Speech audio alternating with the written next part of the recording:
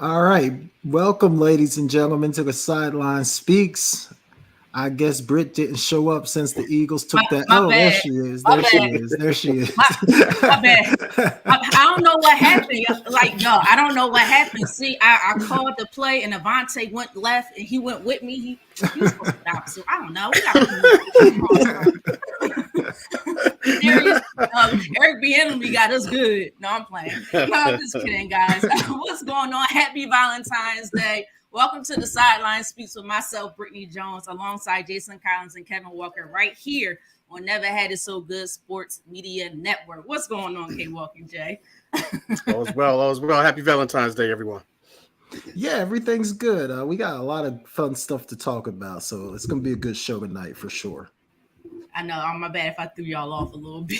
Nah, you good, bro. I thought maybe you decided you weren't going to make it tonight. I don't know. I wasn't looking at the screen when it came on. I just heard Jay's voice, and I'm like, "What happened?" Like, what happened? No, I had to get that one out the way. That was funny. All right, you guys ready to talk some sports today? Yeah, let's do it. Let's do it. All right, let's start where it hurts the most. No, I'm just kidding. It don't hurt. NFL Super Bowl 57. The Kansas City Chiefs beat my Philadelphia Eagles in a heck of a game, 38-35. Patrick Mahomes was the Super Bowl MVP. I have a question for you guys. If Mahomes retired today, and I did not set this up previously, but if Mahomes retired today, do you think he is a first ballot Hall of Famer? That's the first part of this question. So we'll start with that first. K-Walk, I'm going to go to you first. Yeah, absolutely. The reason why I said that, I just moved him into my top 10. I had a top 10. I didn't have him in it, but after that performance Sunday night, I moved him into my top 10 for sure. So with that being said, yeah, absolutely. Just a first ballot. If he retires tomorrow, he's a first ballot Hall of Famer. I'm not sure if you have to be, how many years has he been in there? 5 years? So I would say I think he's played enough. He's accomplished enough. Four Super Bowls and appearances, or in two Super Bowl wins in four seasons, 3 Super Bowls in the last 4 seasons. So 2 MVPs, absolutely. And just the things that he did on Sunday, I know we'll get into that, but without question, he's a first ballot Hall of Famer in my eyes. Yeah, I think for me, I wasn't sure prior, but I think after winning this Super Bowl, I don't know if this was his best performance, but the team did what they were supposed to do, and he did well enough to win the game. That's all that matters, right? So yes, I will also say yes, first ballot Hall of Famer, although he's only 27 years old. And what year is this for him? Year 6 or 7? Year 6, right? Because Yeah, I think he's been year 6. starting for 5 years because he didn't Yeah, start 5 right out years. of the gate, right? No. Yeah, so it's maybe year 6 or 7, right? So that's incredible. I think only Tom Brady has done that up to the age of 25. We don't see this too often. But Jay, do you believe he's a first ballot Hall of Famer? Yeah, I mean, I agree. Dan Orlovsky was breaking down like some of the stats today, and just like K Walk pointed out, the Super Bowl appearances, the Super Bowl wins, the Pro Bowls, the trips to the AFC Championship. I don't think anyone has done as much as he has in that short amount of time to start off his career. So I definitely think he's a first ballot Hall of Famer. And the scary thing, man, is he's got a lot left. I mean, he might not even be in his prime yet, the way quarterbacks play now. So, yeah, for sure. And it's going to be fun to see what else he does, in his career. Yeah, just to let you guys know, he now has 2 Super Bowl rings, 2 Super Bowl MVPs, as well as 2 league MVPs, and I think 5 NFL Pro Bowls. Yeah. So what an amazing, he's still young career. Second part of this question, there have been a lot of debate out there about Patrick Mahomes. Is he the greatest quarterback to ever play the game? And he's still only 27. People have put him above John Elway, Tom Brady, even Montana at times. Do you agree with what they are saying? Jay, I'm gonna come to you first. That's a tough one for me. I'm not gonna go greatest of all time yet. I mean, does he have potential to be that? I think he does if his career continues on the trajectory that it's on, but I'm not gonna give him that crown just yet. I think he's still young. He still has a lot to do. I think sometimes people become the prisoner of the moment and get excited when a guy wins a Super Bowl and all of a sudden he's the best quarterback to ever play. But I think there's some guys like Brady, Montana, that would have something to say about that. So I think he's great. I think when it's all said and done, he certainly could be, but I'm not willing to go that far just yet. Okay, well, Yeah, I agree with Jay. Like I said, I just moved him into my top 10, and I have him right at 10. I took out Roger Staubach. Sorry, Cowboy fans. I took out Roger Staubach and put him there. So if he continues to play this way year in and year out, he'll slowly but surely move up on my list. But no, I don't think he's nowhere near that as of yet. He's accomplished a lot in a small period of time, but still ways to go to get to be considered the greatest of all time, especially you name those guys: Brady, Elway, Montana, Peyton Manning, just other guys there as well that I have high on my list. So not just yet. yeah, I think he's up there. I do agree with you guys. I'm gonna make this unanimous here. He still has ways to go, but boy, is he rising! Boy, is he going! Yeah. What a start to an amazing career. In my lifetime, I've never seen anything like it during my lifetime. You guys are a little bit older, so you've seen more of the likes of the Montanas and a few of the other players, so you guys know a little bit more. The only other person would be Brady for me. Brady has 7. Mahomes has 2. So he got 5 more to go for me to put him above Brady. I think talent-wise, he's up there, somewhat with Brady. To me, he's just a lot more mobile, as we can see. We've seen it on Sunday. But all right, guys. So let's get into Super Bowl 57. What were your thoughts? We know the Eagles lost in a close one. It was a great game. It was one heck of a game. But what were your thoughts? K-Walk, I'm gonna come to you first. Yeah, like you mentioned, outstanding game at first. I mean, from kickoff to the last play of the game, to the last throw by Jalen Hurts. I just thought it was a tale of two halves. Obviously, the Eagles got out that first half. Got out quickly. They did an excellent job of controlling the clock in the first half, keeping Mahomes and that offense off of the field, and that offensive line of the Eagles was outstanding, man. They were really pushing that offense, that defensive line, especially in the run game, for sure. Now there was some concerns with Jalen Hurts, and I had some concerns going in. He would be the X factor, and like I stated last week, he would be the X factor. Turned out to be in that first half. I mean, he did an excellent job of controlling that. Sirianni and Shane, I forget his last name, but the offensive coordinator for the Eagles, Shane Steichen. Steichen. Oh yeah, thank you. And did an excellent job of had a great game plan, great balanced game plan. Running the ball, not just with Jalen Hurts, but Miles Sanders. I thought Miles Sanders would get a lot more touches, but I think that we kind of touched on it last week. I think you posed a question like, who's faster, Miles Sanders or Porchenko, or Miles Sanders or Gainwell. I think that Miles Sanders in that game, his speed wasn't up to par, and it didn't help with those field conditions. I'm sure we'll touch on that later. But I just thought in the first half, the Eagles did an outstanding job of keeping Mahomes and that offense off of the field. They went in with a 10-point lead, excuse me.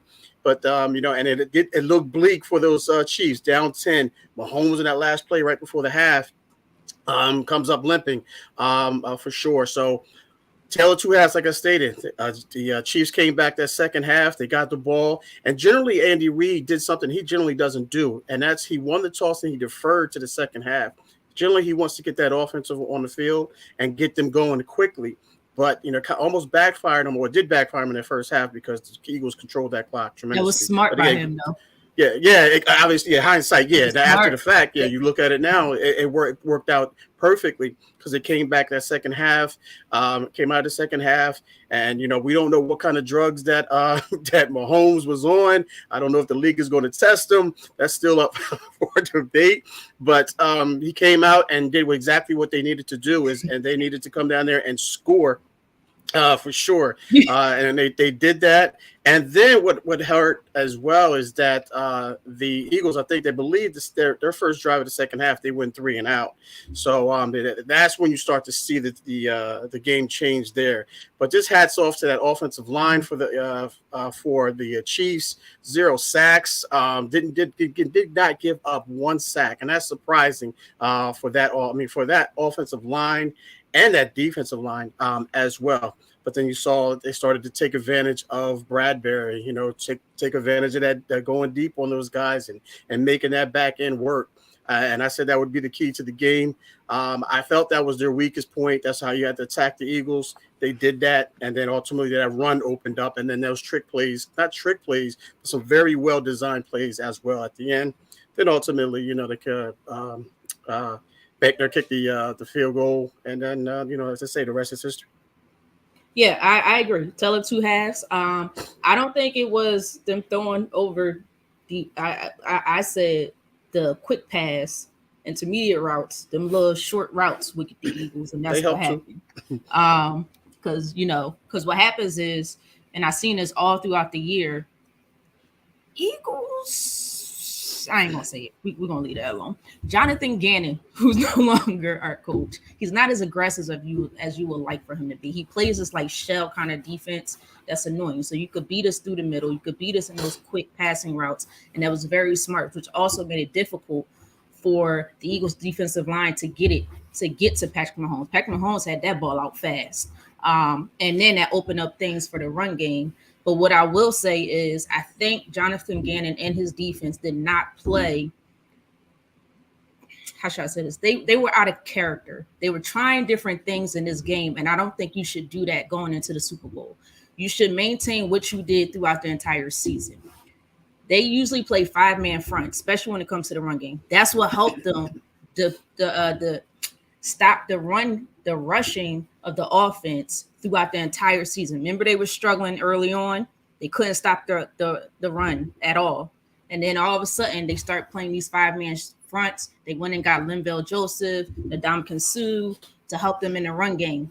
Super Bowl, they did it twice. The entire game, they did it twice. So let's go. You ain't going to do what you normally do. We're going to cause some havoc for you, and that's what happened. Isaiah Pacheco, that's a player. He's strong. He's quick.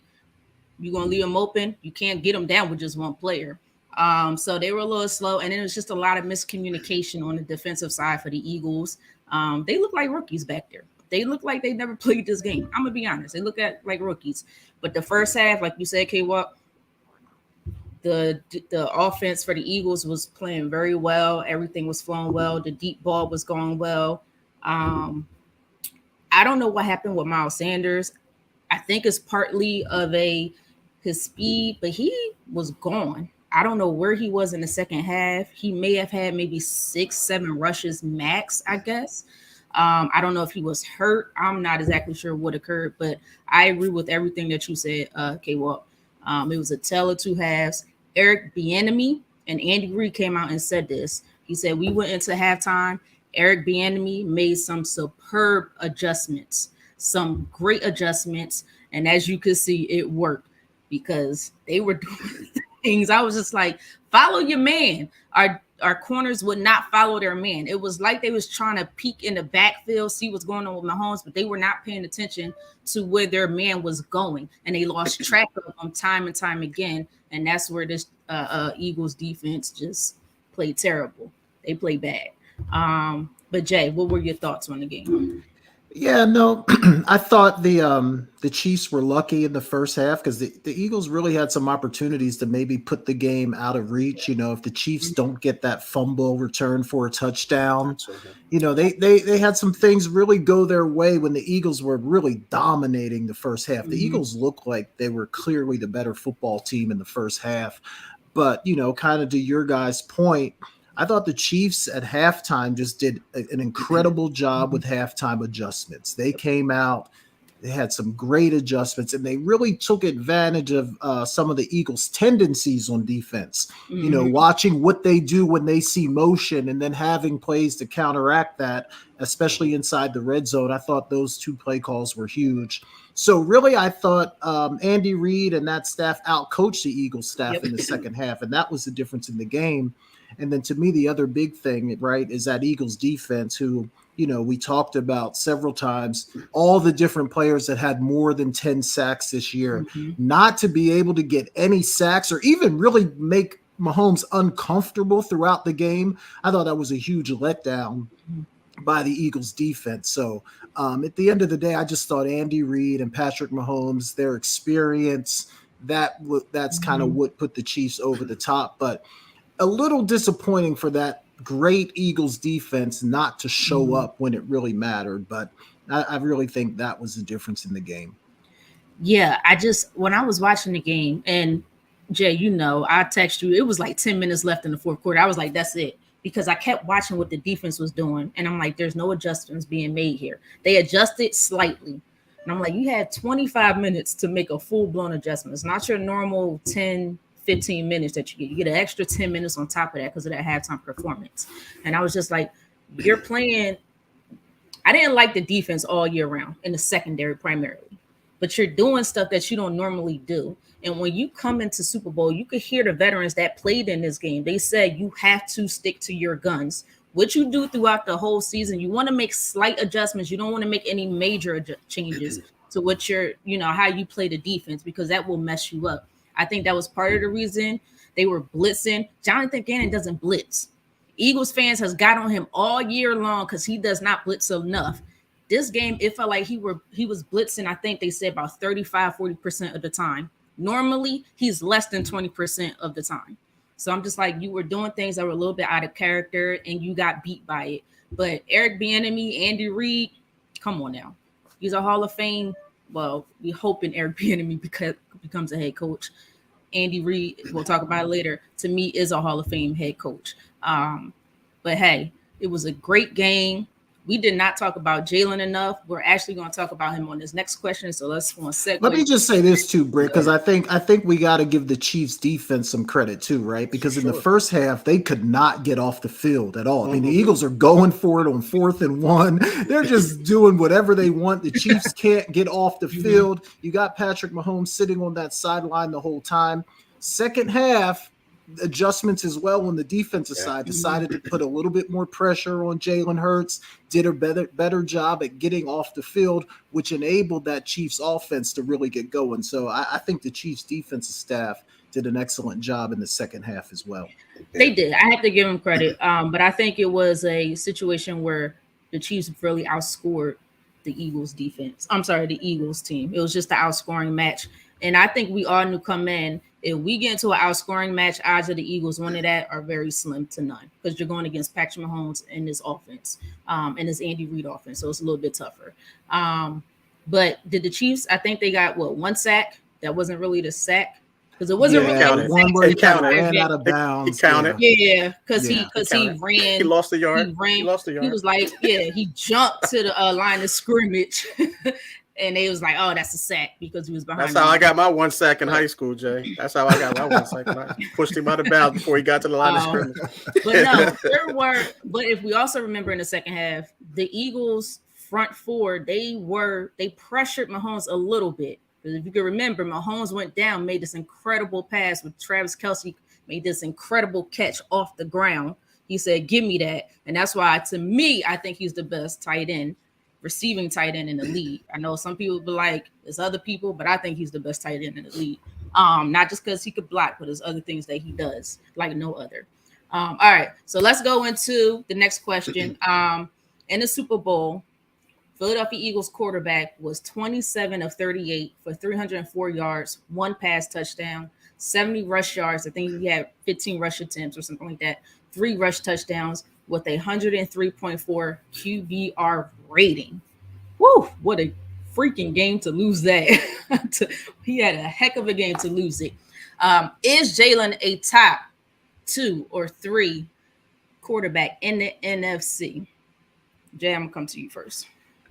Yeah, number one, I thought he played great. I thought he answered for all the people that still had questions about him. I feel like he answered all those questions, especially on that stage, because we've seen guys before kind of get nervous on that stage. And so I thought he played really, really well.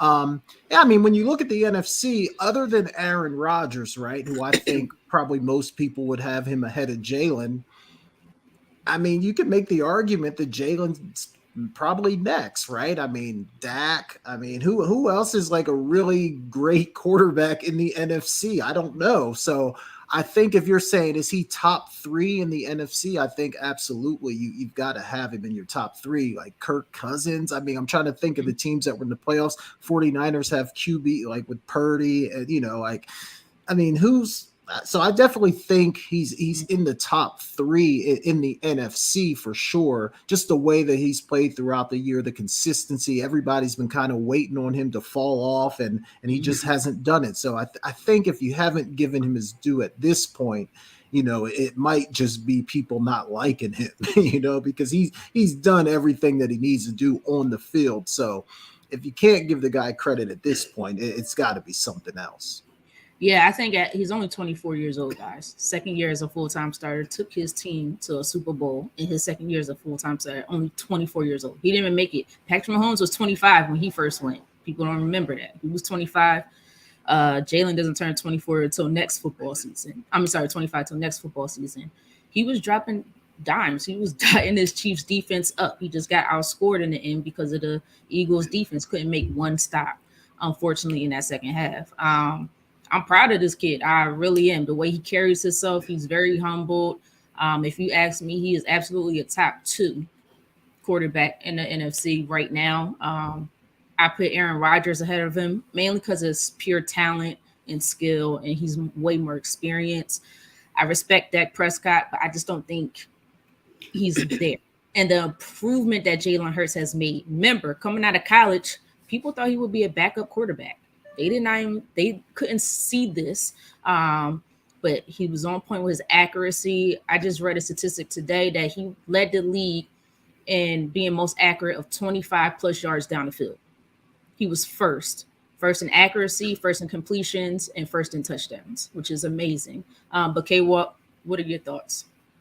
Yeah, I have to agree with you guys. I mean, if you look at the NFC, as a whole, from quarterback standpoint, you guys mentioned most of them. I have them in order, and I don't know if you meant this upcoming season or this past season. Either way, I have Tom Brady. Depending on what you say, if it's this year or next year, I have Tom Brady at 5. I have Dak Prescott at 4, Kirk Cousins at 3.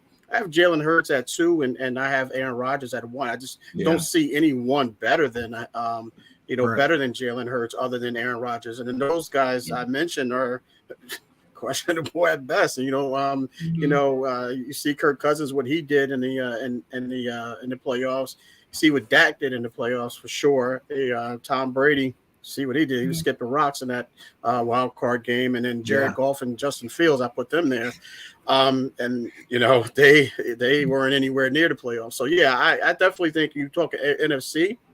I think the big argument maybe in the league, I think where are we going to put him at? As far as the entire league. Hey, but pause on that, K-Walk. That was okay. No. I'm not going there. I'm just saying that's a bigger question. I was not going to go there, Britt. Trust me on that. But when you look at the NFC, I definitely have him.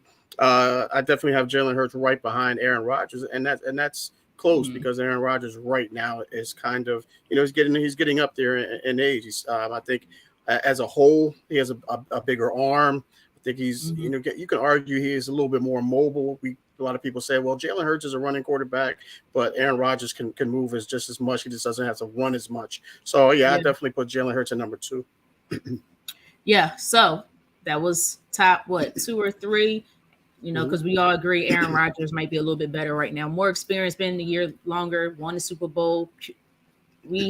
Most of us think he's way more talented, even Tom Brady. Tom Brady is just a much more smarter quarterback and much more team-oriented quarterback.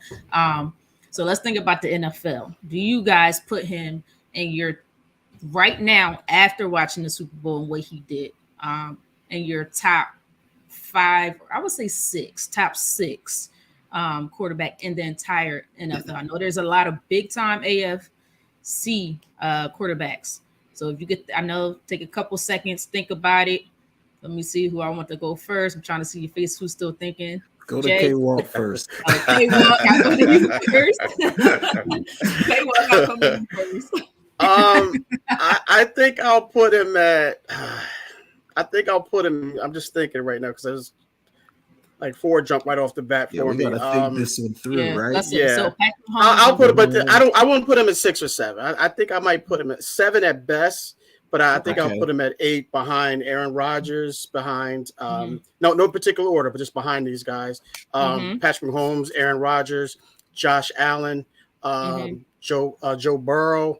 I'll put him behind. I'll even put him behind Justin Herbert as well as 5. So that would put him at 6.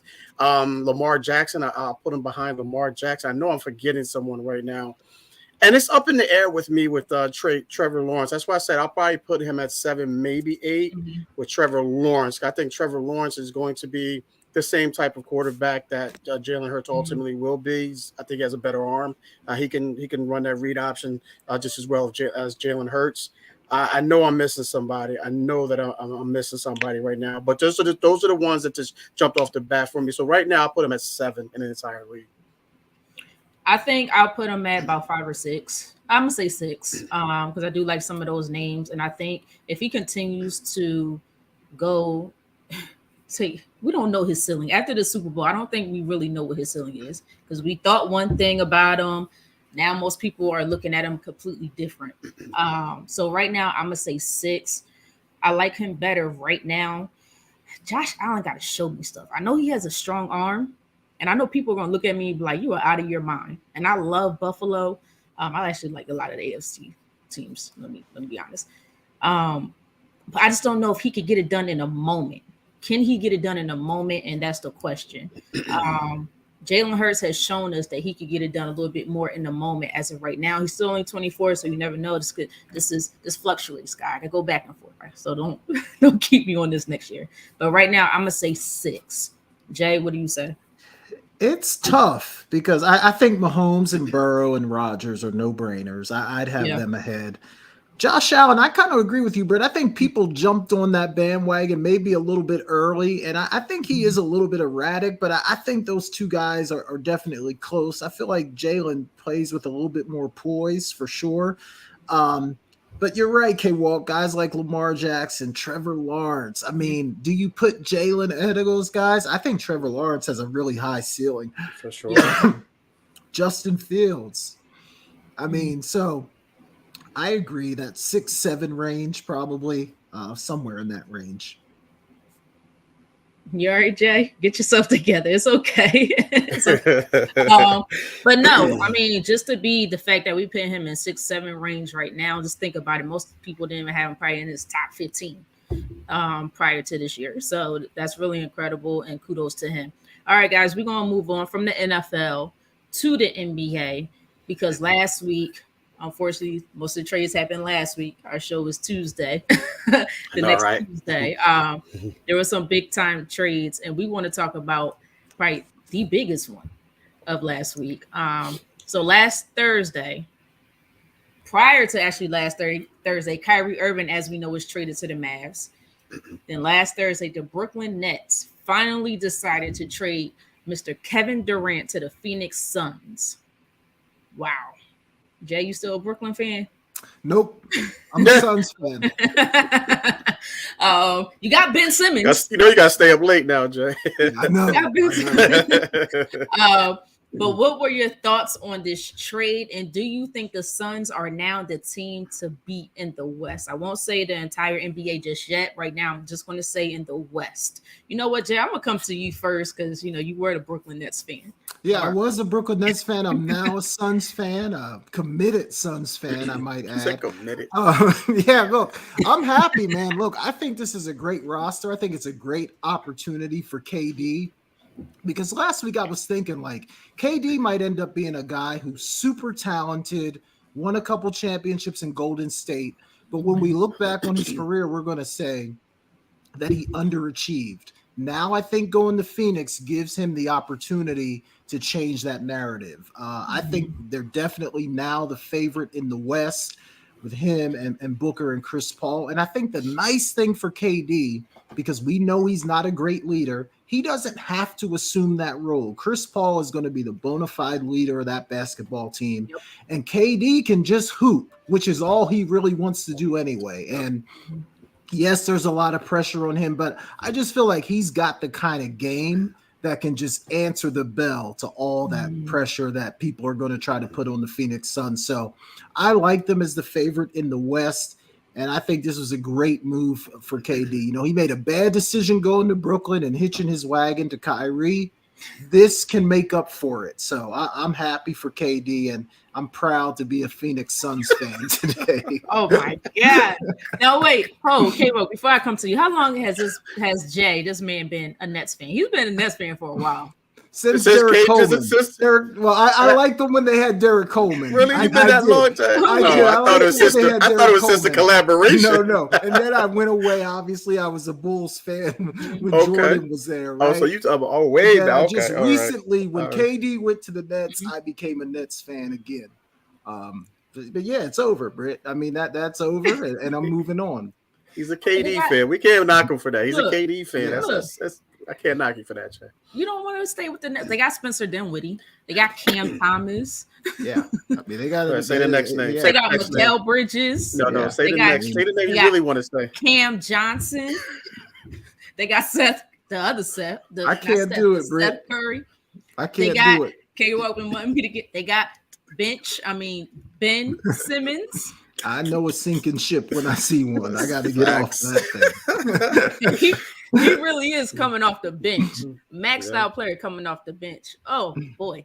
We tried to tell you. Us Sixers fan tried to tell you. Remember? We tried to tell you, Jay. We told you to hop off that ship long ago, but smart decision now. All right. That's all water under the bridge now for me. I'm moving on. But K-Walk, your thoughts on the trade? Do you think the Suns are now the team to beat in the West?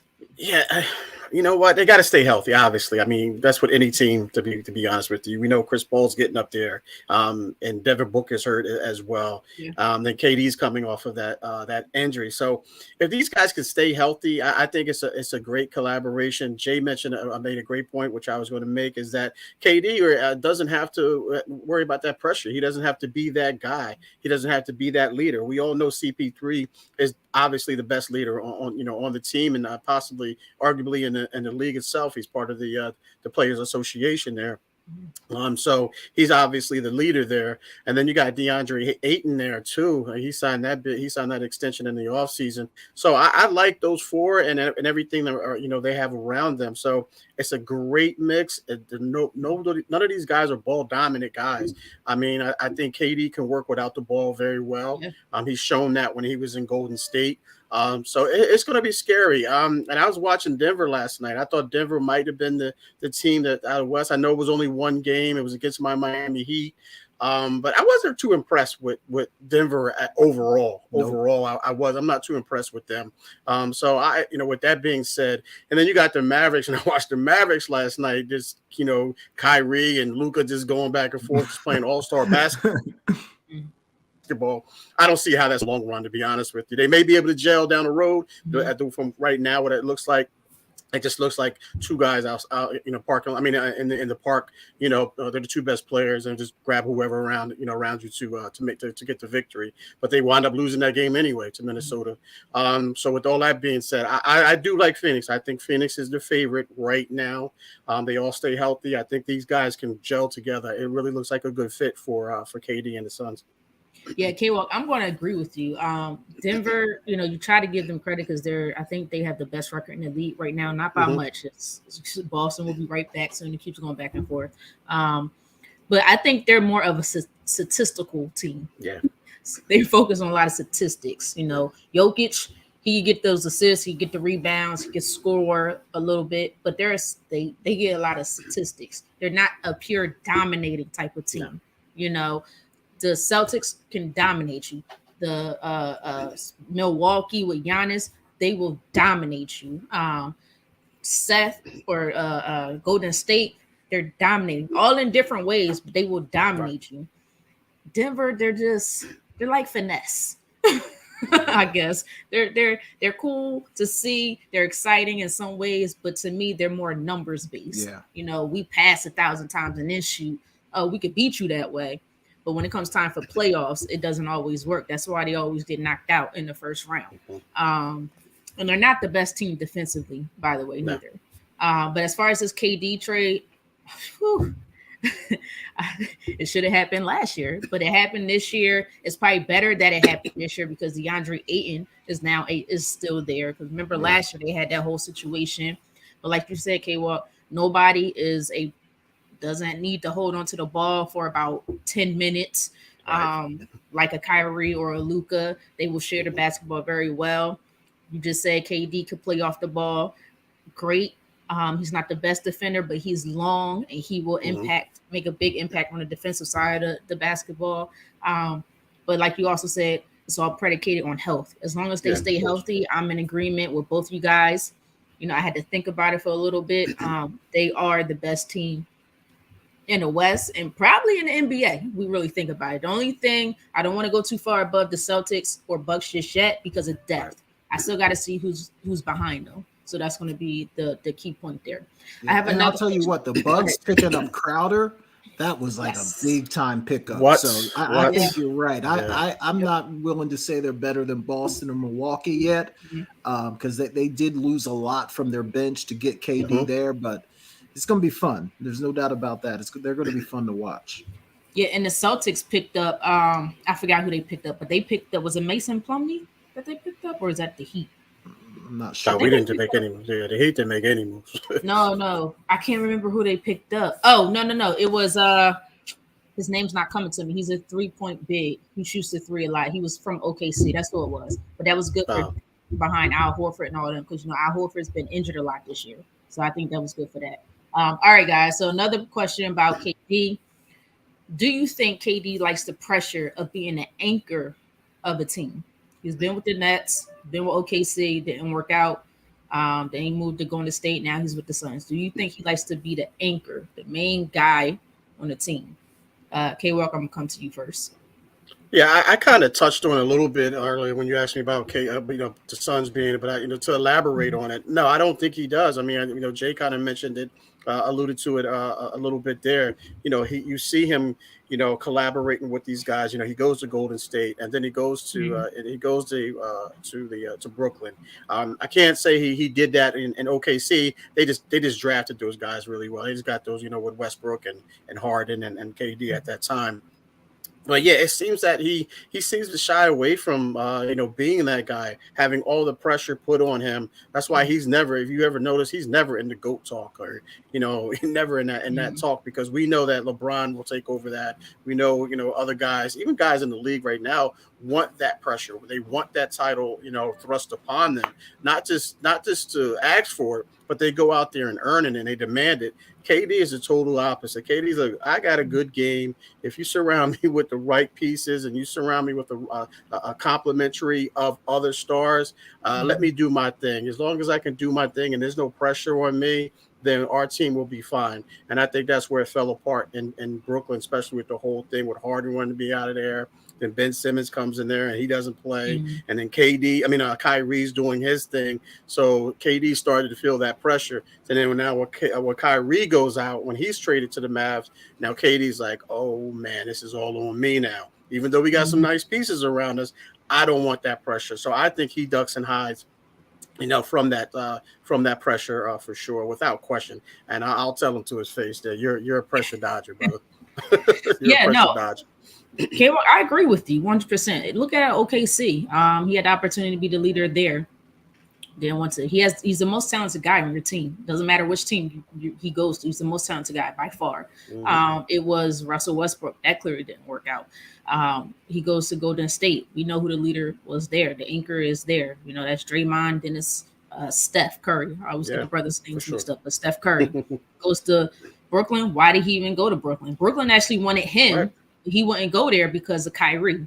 Right. Kyrie said, let's go to Brooklyn. He said, okay. like you said, K Walk, Kyrie was the anchor on that team, and it Mhm. caused a lot of turbulence. And through all that turbulence, not once did KD stick up for it, say anything. He didn't speak up at No, all. He no. just stood to the side. What did Charles Barkley call him? It's not to be disrespectful towards KD because we understand his talent. We know how incredible of a player is, but his leadership is lacking big time. Charles Barkley said, "You're not the best driver. You're the best rider. Yeah. Meaning you're going to follow behind whoever."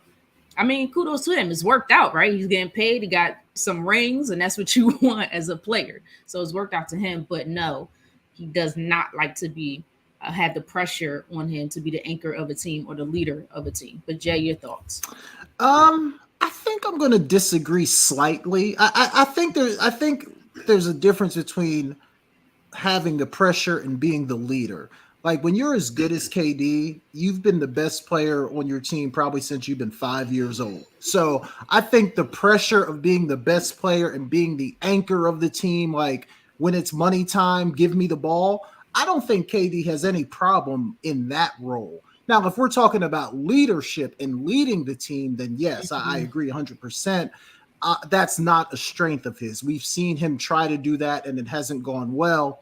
And I think he does better if you have another guy on the team that can operate in that leadership role. But in terms of just pressure, like games on the line, I want the ball. So I don't think Right. KD shies away from those moments at all. I mean, if you Yeah, I look at wasn't those looking at it Golden that way, State yeah. championships, he's the guy that hit those threes to win both of them. Yep. So in terms of being an anchor of a team, I think he can anchor a team.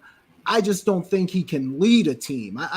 Maybe I'm splitting hairs there. You know, I don't know. No. You're right. You're right in what you're saying. I think, and I should Absolutely. clarify my question a little bit more. What I meant was, could he be the anchor? He's the leader of the team. So the team's starting fresh. He left the Nets because why? Kyrie left. James Harden's not there. Shoot, you want to go back to DeAndre Jordan? He's not there anymore. Should have never been there, but he's not there. So if he could have been an anchor of like this Brooklyn Nets team. So let me clarify. Yeah, I see that, but I also think it's smart, right? Because he's getting older. He knows he's only got so many more years left in his prime. He knows he's not going to win in Brooklyn. Like as great as he is with that roster, he's not going to win.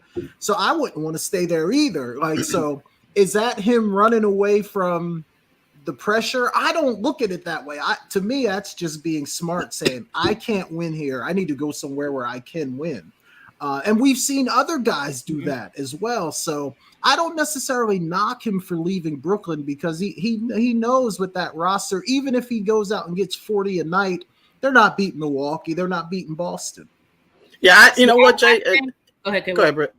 No, I was just going to say, he just doesn't feel comfortable. Sorry, but he doesn't feel comfortable in that particular role because you just look at it, not even on the court. Look at when him and LeBron was doing the draft for the All-Star game a couple of years. LeBron's having fun. LeBron has his book out. He's just sitting there like, there's he just like did not look comfortable in making those picks, man, because he felt like the pressure. If he picks wrong, the pressure is going to be on him, and I think that's where he looks. He looks towards more failing than succeeding in my eyes. I don't think he wants to be that guy known as failing as opposed to he wants to be more known as succeeding. He's afraid to fail, man. He's afraid to fail. Yeah. See, I think, Jay, I get what you're saying. I would probably agree with what you're saying. And you're right. He is smart right now, but he did it a few times. Like if he just did it just one time, like he left OKC. And to me, if he would have stayed with OKC, to me, they would eventually have won a championship, even after James Harden left. This is my opinion. Because they were both young. Him and Russell Westbrook were both young. That was a talented team back then. It was a great team. Yeah. But then you left and you joined the championship team because you didn't want that pressure, be the anchor of a team like that. You wanted to be, okay, I just want to be able to play ball, not have the pressure behind me. Let Draymond and Steph take care of that other aspect. Exactly. So that's the way. They lost to him the previous year. Let me throw this angle though. I mean, did he leave OKC because of that, or was it the frustration of playing with Russell Westbrook, saying, "Look, I'm that dude. I'm the most talented player on this team, but this guy takes bad shots, makes bad decisions. When the game's on the line, the ball is not coming to me. Was it just the frustration of saying, I need to get out of here because I can't win with this guy, so I got to go somewhere else? And I think as we've played it out since then, Russ hasn't won anything. So I don't know that I can hold that against KD. Jay, but if you're a leader and you want that, then you go to front office and say, look, I can't play with this. You say exactly what you just said. KD goes to the front office and says exactly that same thing you just said. Yeah, and I was getting ready to say that same thing K-Walk said. KD was the star of that team. He's the star. He could have went to the front office, and guess what? Westbrook would have been traded. He would have been gone. And they would have got some. Westbrook was young at the time.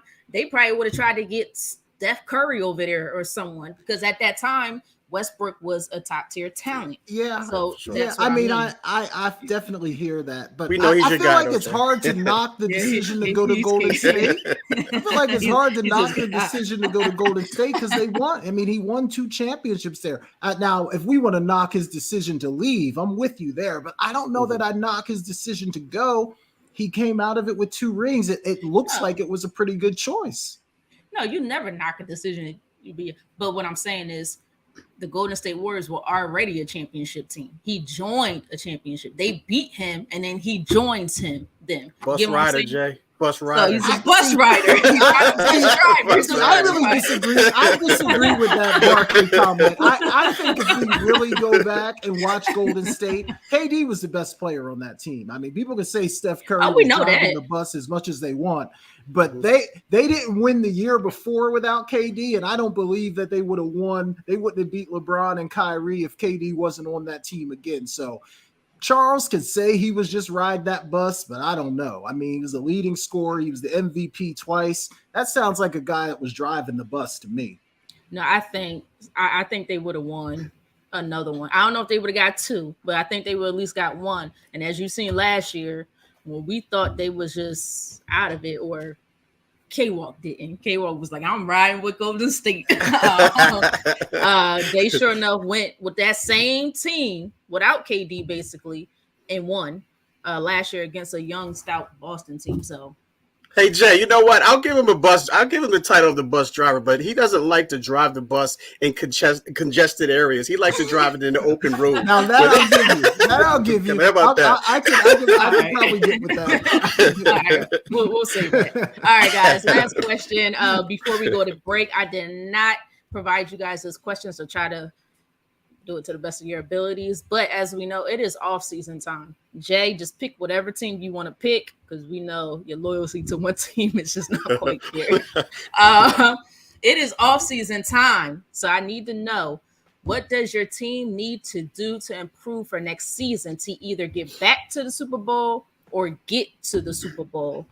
K-Walk, we know your team is the 49ers, so I'm going to go with you first while Jay thinks on the team he wants to get. That's funny.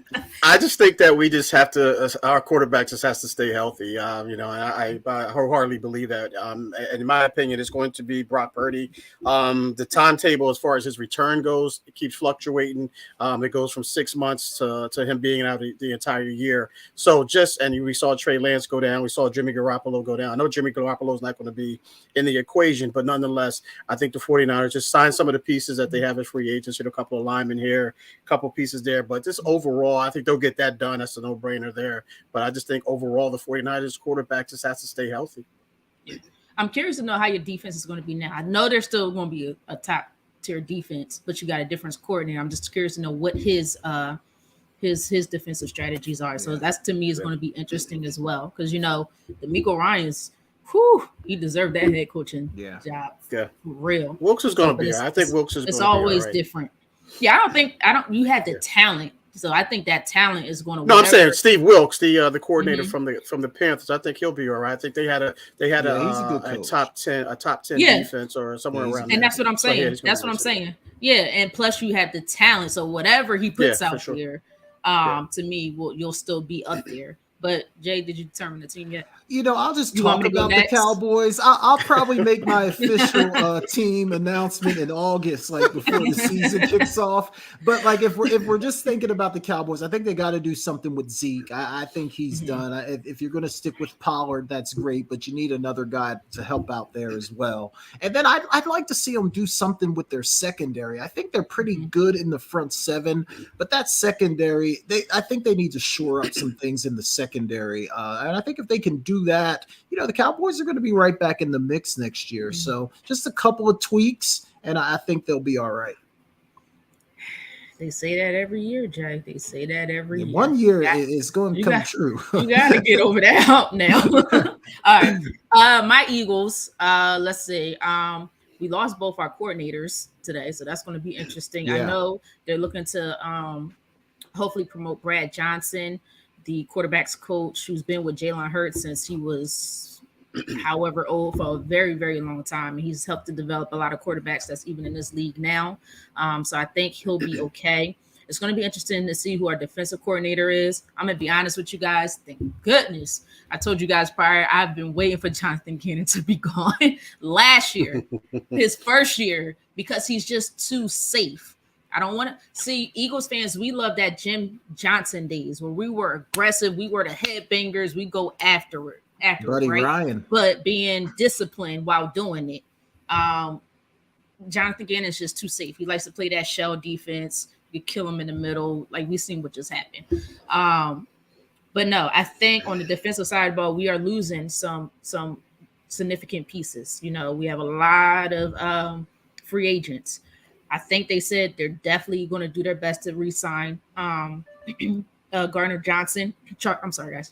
Chauncey Gardner Johnson, that he's a priority. So we're going to have to really do well in the draft. We have 2 first-round draft picks. One is a top 10 pick.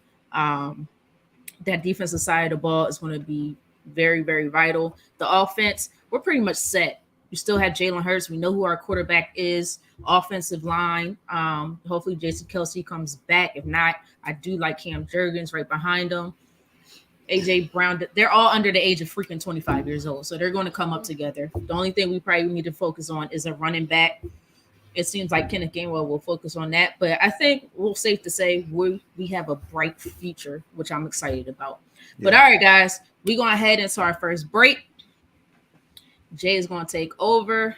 We're going to have some more fun, talk some more football, and get into a few other things as well. I think we'll also talk a little more basketball also. But you guys, first, before I go into break, please like, share, subscribe to the Sideline Speaks. We are trying to get to 250 subscribers. Slowly but surely, we are going to get there. And we're so grateful and appreciate your support. And again, happy Valentine's Day. You guys are listening to the Sideline Speaks with myself, Britne Jones, alongside Jason Collins and Kevin Walker, right here on Never Had It So Good Sports Media Network. CampLyman.com is an opportunity for my big boys to come get some work. Let's put it all together. We built from the ground up. Our cliche is it all starts up front. Once again, start, stance, hand placement, hand separation, get-offs, counter moves, a little bit of everything. Polish up those skills before your middle school or high school season began. Just come work on your craft. Once again, CampLyman.com.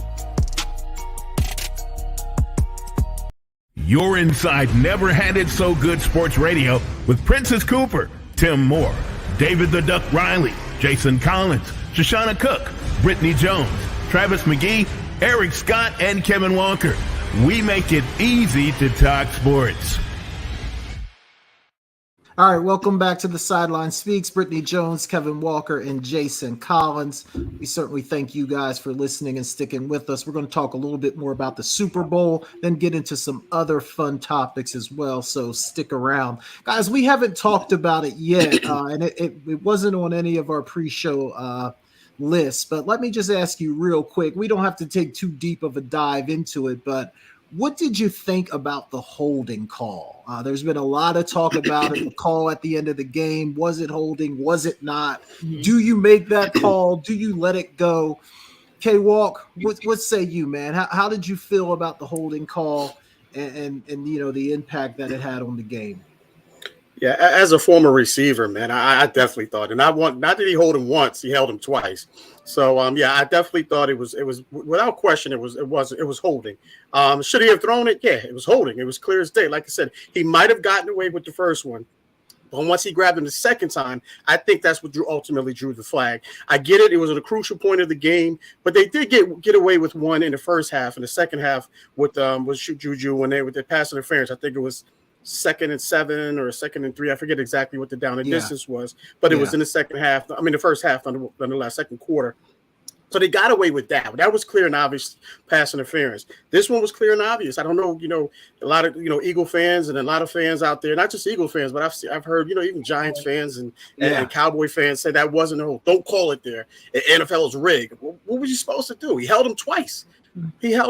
Now, let's say that the hindsight. I mean, let's say that the roles were reversed. He didn't throw the flag. Now, what are the Chiefs saying? What are the Chiefs saying? So I think you in that position, you have to throw that flag. I get it. I get I get the situation of the game, but and Bradbury came out and admitted that he did it. So yes, it was a hold, not once but twice, and yes, they definitely should have thrown it in that situation. Yeah, man, it's funny that you bring up perspective because I was on a bunch of different text chats during the game, but some of my Penn State guys, right? The quarterback that was on the chat was like, he held him twice. He grabbed him twice. You got to throw it.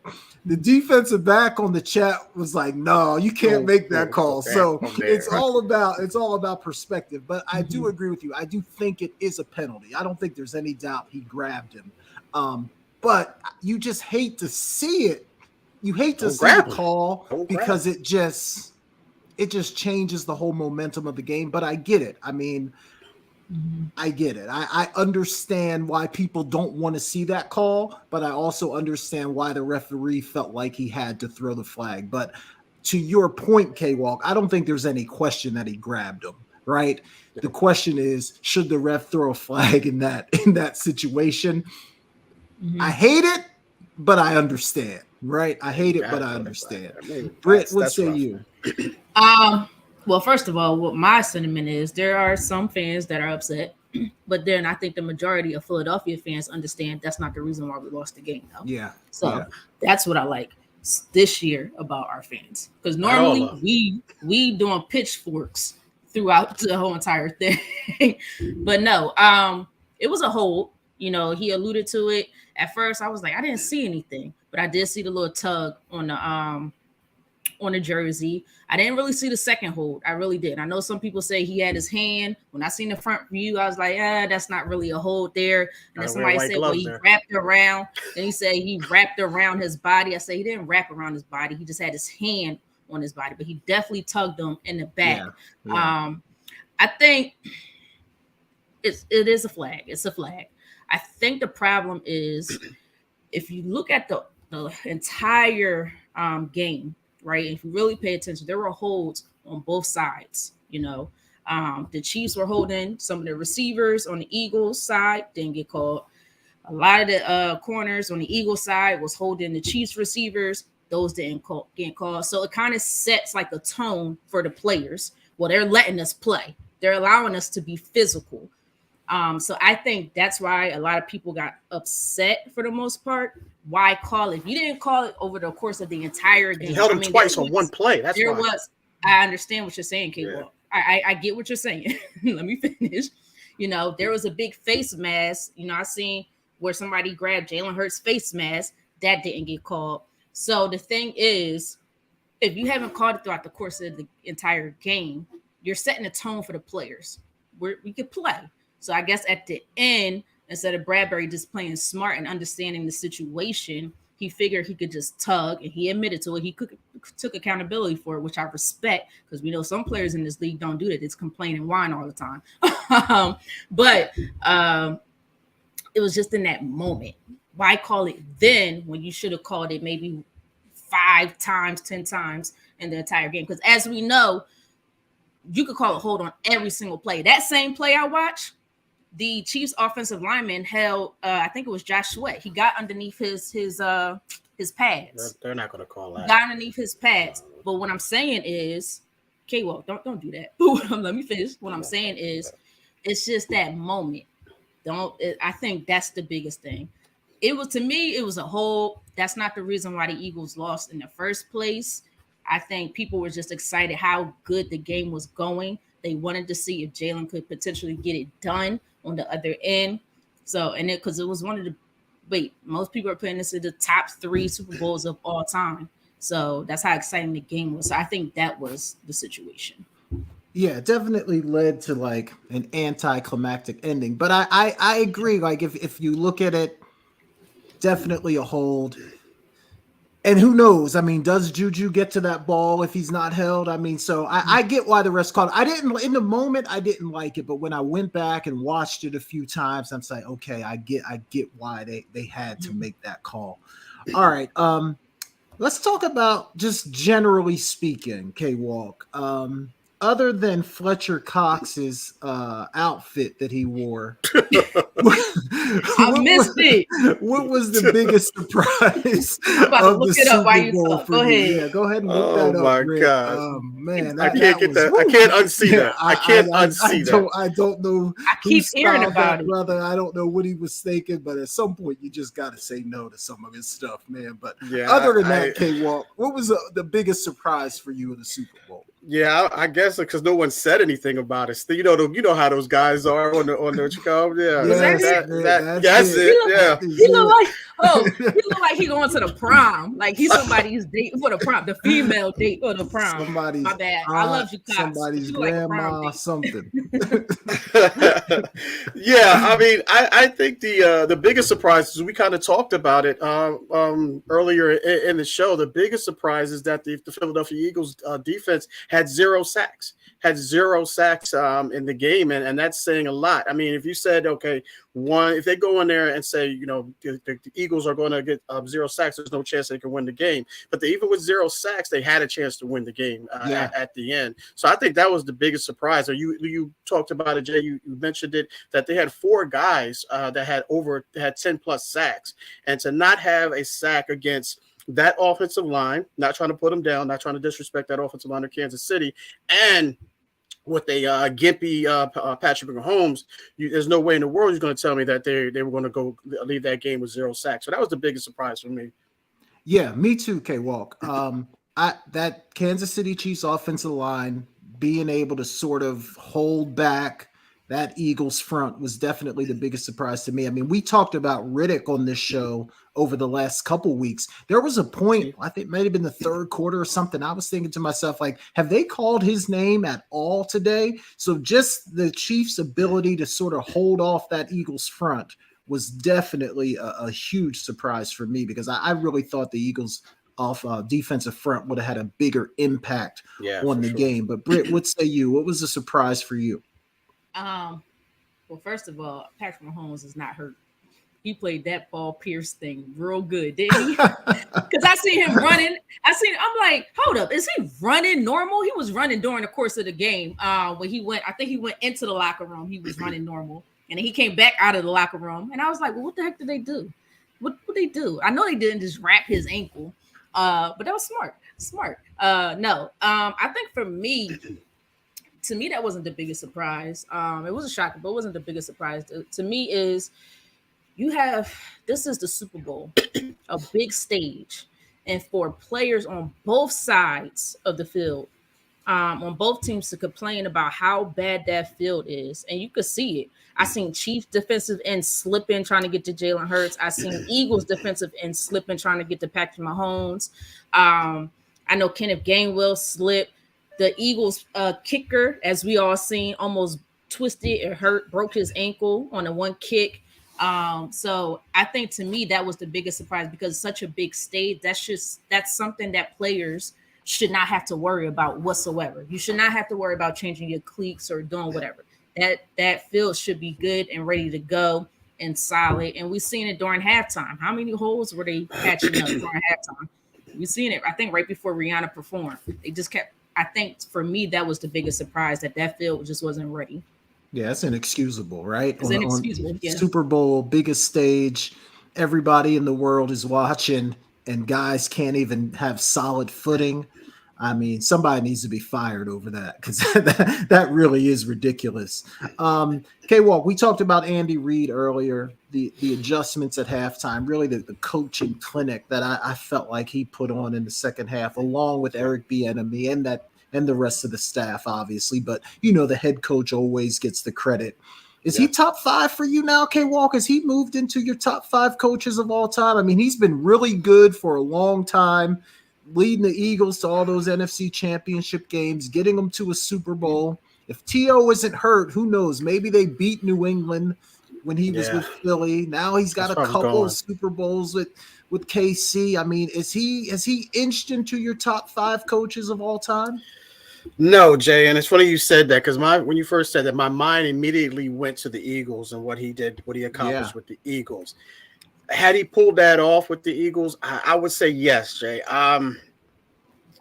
Mahomes is a different animal, man. Mahomes is a different animal, but some coaches, that's why you win, because you have a quarterback that can lead you to multiple Super Bowl, not just Super Bowl appearance, but Super Bowl wins as well. Not quite yet, Jay. I don't have I got to make a list. I don't have a list of everything as far as quarterbacks of all time, running backs, receivers. I don't have a list of coaches. I have to create that. But right now, even not having a list, I don't have him in my top 5 right now. Okay. I can think of 5 other coaches that are a little bit better than him. Okay, Britt, what about you? You saying of all time or right now? All time. Is he Man, forget it. I'm 5? being biased because I love me some Andy Reid. In my top 5, from what I can remember, he's in my top 5. I don't think he's number 1 and number 2 because he only has 2 Super Bowl rings. But let's think. He's been there 5 times to the NFC and AFC championship, 5 different times with 2 separate teams. No other head coach has ever done that in the history of the NFL, right? Unfortunately, he only has 2. He should have much more because he couldn't get there with the Eagles. And as long as he's coaching with Patrick Mahomes, honestly, I think he'll get a couple more Super Bowls, in my opinion. And the things that he's done, pre-planned, hired Eric Bieniemy. I know K-Walk got on me. He is a great adjustment coach because he got Eric Bieniemy with them. I'm messing with you, K-Walk. You said that. I didn't say that. You're the one defending Eric Bieniemy. I wasn't saying that he delegates. You said that. I know, but you got on me last week because I said Nick Sirianni to me was a better, not at the Super Bowl. He wasn't on Sunday. He wasn't on Sunday. But then you was like, well, he delegated to Eric Bieniemy. We went through that whole thing. But no, I always thought Andy Reid was just a great coach. So in my opinion, yes, he is top 5 of all time. It's not top 2, but top 5. It's tough because I the thing that makes it interesting for me is the way his players talk about him. Like when they ask Kelsey, when they ask Mahomes, they're always like, it's this guy. He's the reason why we're close. so good. And that's what makes it really interesting for me. I think some coaches that we have elevated over the years have really benefited from having great teams. And I just sometimes question like how great of a coach, are they like a great coach or are they just the benefit of having great players on their team? I really feel like Andy Reid is a great coach. Yeah, for sure. I don't know. I'm kind of like UK Walk. I don't have a list. I don't know if he's in my top 5, but if he's not, he's got to be knocking on the door for sure. I agree with that. I think if he's not in the top 5, I mean, he's just on the outside. But I think I'm going to agree with you. I think I'm going to go ahead and for now put him in my top 5. Maybe it's recency bias. But I think he really is a great coach. I'm going to put him in my top 5. Give Big Red his due. Yeah. It's his due. Give Big Red his due. And he might not be done. I mean, they might be back at it for a few more years before he decides to hang it up. They asked him, "Are you going to retire after this year?" He said, "No, I'm coming back." So yeah, he loves the game, and he's such a good guy. The city of Philadelphia loves him. The city of Kansas City, of course, now loves him. But yeah. Best. Let's play a little game of over under, guys. I'm gonna give you a scenario, and you take the over or you take the under on it. Okay, Walk, Patrick Mahomes is the hottest QB in the NFL right now. He's got 2 Super Bowls. What is he? 27 years old, I think we said. Yep. If I said 5 Super Bowls for Patrick Mahomes before it's all said and done, You taking the over or the under on 5 Super Bowls? I'm taking the under, man. I just think that these other teams are going to get better, and especially the NFC East. I mean, maybe appearances. You gave 5 appearances, but as far as wins, I don't see that. I don't see 5. I don't see more than 5. So maybe 5 at the most. So that would be it wouldn't be over. So it would be under. So I'm saying under. Okay, Britt, what say you? That's a lot. Is that 3 more? 3 more. We don't see that too often. I mean, the last guy we seen that was Tom Brady, but that was a different era from when he started. Like, you really stuck to your team. Now it's all about the money. Who's paying me the most? So I think it depends on how long Andy Reid's going to be there. I think if there's a new head coach come in, I don't see it. Right now, I'm going to take the under, depending on how long Andy Reid's. You better take the under, because that means he's going to either be, if your Eagles are there, he's going to be beating up on your Eagles again. So you better take the under. You better. That's why I took it. And I'm being honest. I see my team getting there and then maybe beating them. Yeah, me too. I do see the Eagles getting there again. I think the NFC is going to be between the Niners and the Eagles. The Dallas will be there, but I think they're always going to be third. And that's not me being like a rival. I don't think. Right. As long as Jerry Jones is there, that's an accomplishment for them. That's a huge accomplishment for them, though, Britt. I don't see it. So I think it's probably going to be between Eagles and 49ers, and that might be a new rivalry the way these players are going at each other. Good Lord. But I'm going to take the under. Yeah, he's 27. You have to think he's going to play at least 10 more years, probably, to 37. So can he win 3 or 4 in 10 years? I feel like I'm going to take the under as well. I think he might get 5, but I don't know if he can get 6. So in that case, I'm going to have to take the under. But it could be close. It could be close. They're set up really nice, like salary cap wise, draft pick wise. Mahomes is already signed, so they're not going to have to sign him to some huge deal. So they're set up pretty nice to keep winning for a couple of years. So it's going to be interesting, but I think I'm going to take the under. All right. One more thing. Travis Kelce is older, so he's about 33. Yeah. So he may not be there. He may have another couple, 2-3 years. I think after Travis Kelce is gone, it might be a little bit tough. Yeah. That's his guy. That's a fair point for sure. Let's talk about my guy, KD. He's got 2 championships right now. The over, if I said 3 championships, Britt, you taking the over or the under on 3 championships for KD? I mean, look, he's a bus.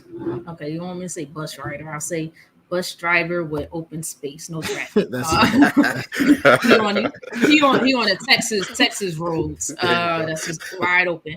I could see him winning one this year. And then if he sticks it out with the Suns, I guess I'll go with the over. Only because of the team he's on now. Like, I could literally see them winning one this year. He's going to be with them next year because he's stuck in his contract. Devin Booker's still going to be there. Chris Paul may or may not be there still, but they still got so much talent. I'll say the over by 1. Okay, Walt. Yeah, this is tough for me, Jay. He's getting up there in age. It's not a foregone conclusion that the Suns. I know we picked them as the favorites to win, but that doesn't necessarily mean because the health issue is always a factor, main factor. And I like the East too, just with the Bucks and the Celtics as well. So I mean, maybe coming out of the West, but I'm going to take. I think he'll be right there at the cusp. I'm going to do what I did with Mahomes, and I'm going to take he's going to get that number, so I'm taking the under. Yeah, I think I agree. I can see him getting 3. I don't know if I can see him getting 4. Yeah. If he wins this year, then that 4 obviously becomes much more realistic. Exactly. I think he can get 1 more. I don't know if he'll get 2 more. I'm going to take the under. I'm going to take the under on that. So that's an option for the 3. So that's the under. That's considered an under. I guess it's really a push, but it's a push, but it's really. Yeah, I mean, I guess it's under because it's not over. In that case, I'm changing my answer. So I'm gonna take the push. I'm taking a push. Yeah, push. Let's call it a push then. Let's call it a push. Over, under, or push. All right, let's talk some women's basketball. Dawn Staley at South Carolina. She's got 2 championships. Mm-hmm. Her team right now looks like number 3 is coming. It's just a matter of time. They're ridiculous. Mm-hmm. Women's basketball, you can stack them up kind of quick. So I'm going to put it at 5. Britt, the over, under, or push at 5 for Dawn Staley. She's 52, so she's going to coach probably for a while, for a good bit. And she loves what she's doing. And I think she could be the first head coach in the NBA if she wants to do that. Female head coach. I'm sorry, female head coach. Gotcha. That's my girl. I'm gonna say the over. Like you said, they could stack them up real fast in college basketball, and I have a feeling they might win it again this year. So what's that? 3? That'll be 3. So, but that's about 3 and 4 years potentially. I think it is. Yeah. I'm gonna say the over. For some reason, I think she'll get that 6. I don't know why. But we see how fast Connecticut was racking up those championships when Maya Moore was there. So I'm gonna say the over. Yeah, I want to go over. I think I'm going to take a push here and say she gets 5. I definitely think they're going to win this year. I mean, they are ridiculous right now. They have a great roster. They're big. They're experienced. I don't see anyone beating them this year. So I think that puts her at 3. So I think she can get to 5. I don't know if she'll get to 6. I'm going to push here, K-Walk. What say you? You know what, Jay? You said she's 52, so she's young, and I'm right along with you. I believe they will win it. It will cut down the nets this year as well. I think she's the new version of Jean Arienda and Pat Summitt. I think she's a combination of those two. Yeah. So with that being said, I'm since she's so young and she recruits so well, and a lot of people are going to gravitate to her. I'm going to say over. I'm going to take the over. Okay. Yeah. Okay. Take the over. Yeah, K-Walk, you said I was getting ready to say that recruiting, that's the biggest thing. People want to come and play for South Carolina, and she knows how to recruit very well. She knows the game of basketball. All right, let's talk about the man that the Ravens love to date but won't marry, Lamar Jackson. All the time, they get that man some flowers again. I know, right? They probably sent him something. They sent him a box of chocolates or something like that. But there ain't no ring in there. There ain't no ring in there. Right. 1 Super Bowl, Britt. Over under Lamar Jackson. 1 Super Bowl. I knew you was gonna say 1. It depends on what team he's on. I don't know what team he's going to be on. I think if he's with the Ravens, for some reason, they don't want to give him weapons. Clearly, you need some sort of a weapon. Patrick Mahomes has Travis Kelce. Jalen Hurts has A.J. Brown and Devontae Smith. Who else? Shoot, I'll throw Dak Prescott. No, Josh Allen.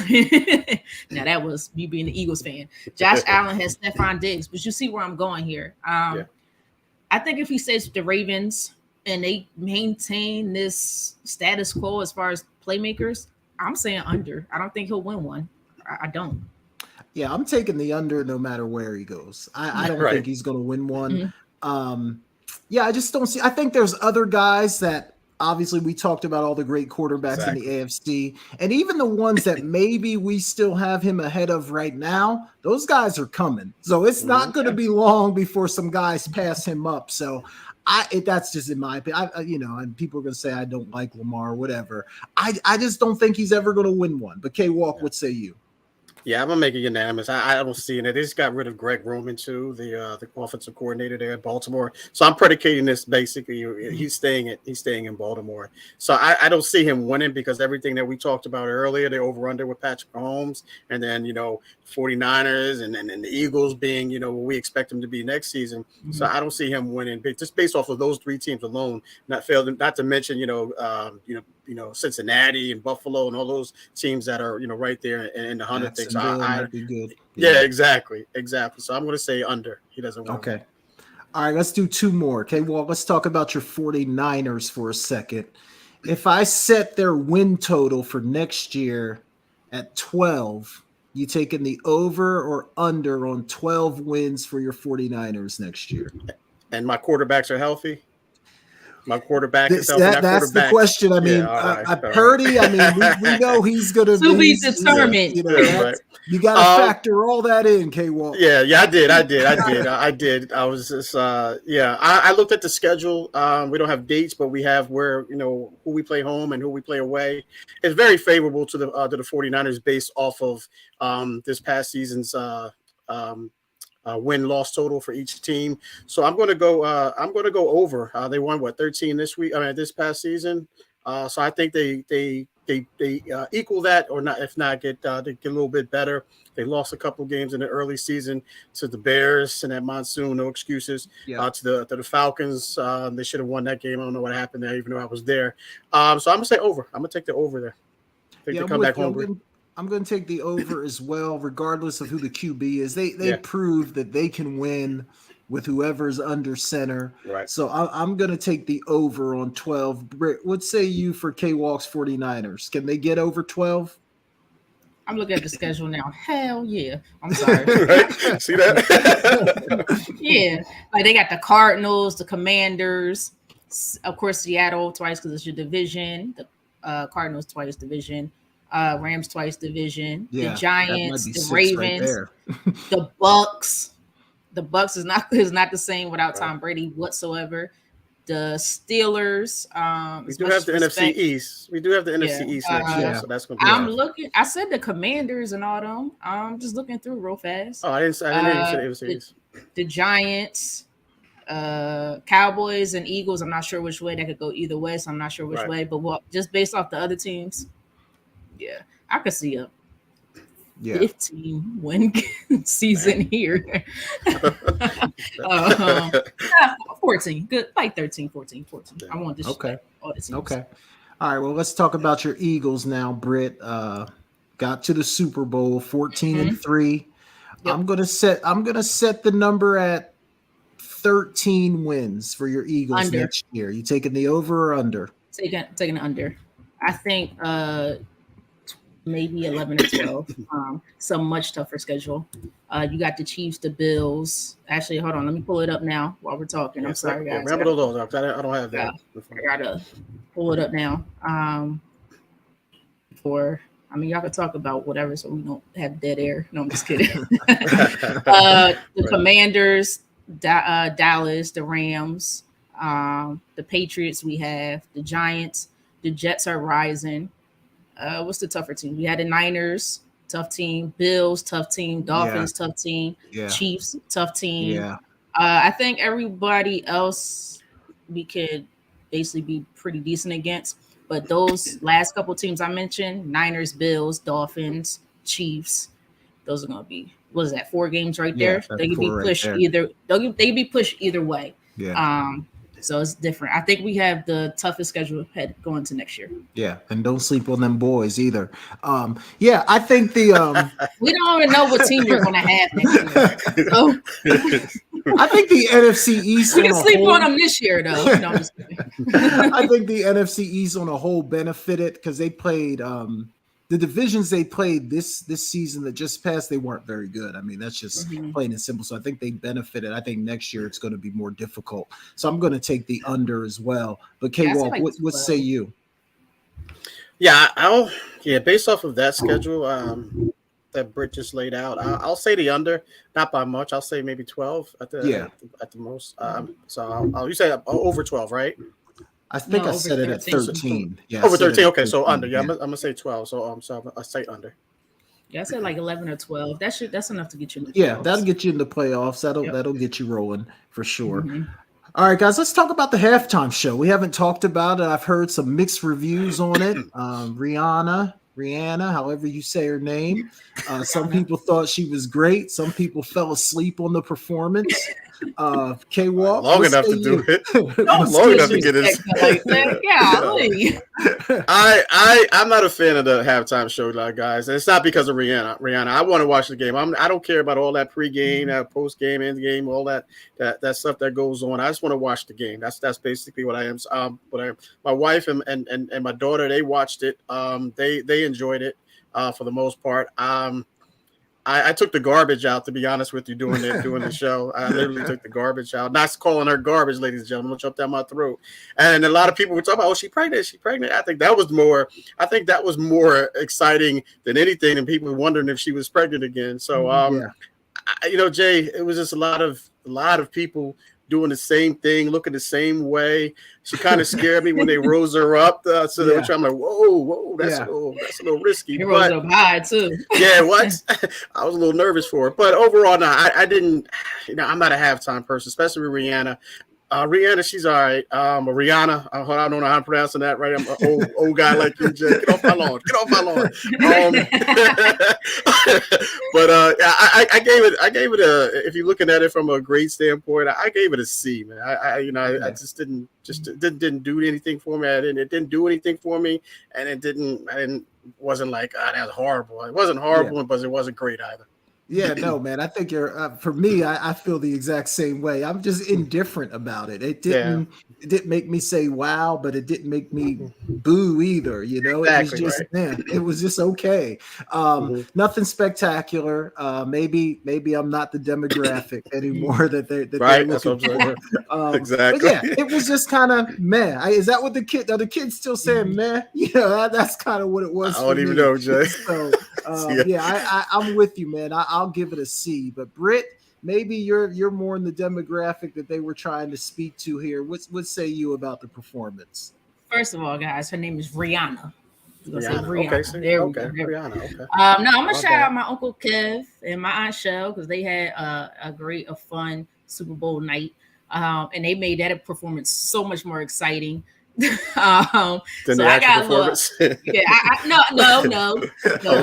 don't want to say that because I do like Rihanna, but no, I understood because she was pregnant. So when you're pregnant and she looked like she may be about 7 months or longer, so you can only do but so much, I guess. But she was doing her thing. Now, when I'm comparing it to like the Michael Jacksons and the Prince and stuff like that, I'm gonna rate it like a B, a solid B. Okay. That's more than I would have given it, but I'm with you. Real quick, guys, and then I want to talk about Zion Williamson real quick. But before we do that, and I did not mention this to you guys, so just kind of give me your initial thoughts. But K-Walk, Derek Carr, I guess he got released today by the Raiders. Initial thoughts, man. Anywhere you think he's going to end up? And maybe I missed this, K-Walk. Maybe people talked about it when it happened. But when they benched him and he decided that he was just going to go home, did he not quit on the team? I mean, did people not talk about that? Did he get a pass for that? Am I missing something? Help me out with this. They talked about it briefly, Jay, and he felt that they said a lot that the reason why he went home is because he didn't want to be a distraction in the locker room, and the team, everyone agreed with that. The teammates agreed with it. Devontae Adams agreed with it. The organization agreed with it. So yeah, they did talk about it. It wasn't something that was blowing up, Jay, because everyone agreed with it. So it was like it was a good move. A lot of people said it was a good move on his part because it would have been a distraction. Okay. But where do I think he's going to go? Or here my only thing with that is I feel like if it was somebody else, let's say that was Cam Newton, you know what I mean? Lamar Jackson, and Cam Lamar was Jackson. or Lamar, and he was like, well, I'm just going, I'm benched, so I'm going home because I don't want to be a distraction. I just feel like the narrative would be a team guy, help the backup, coach up the backup, share your knowledge. And I feel like in some ways Derek Carr got a pass in that situation. But Britt, what say you about it? I don't know if you understood what I was doing there. That's why I said Lamar. That's why Lamar did. I don't know my situation. So you asked me my situation on if I think he got a pass or not. Yeah, because I mean, like I said, I may have missed it. K-Walk said they talked about it a little bit. I just felt like, if that was somebody else, they would have drug them through the mud if they decided to go home. Yeah, like Jalen Hurts, Dak Prescott, Lamar Jackson. I could go on and on and on. He was not a team guy. He's not a team guy. He didn't, I guess.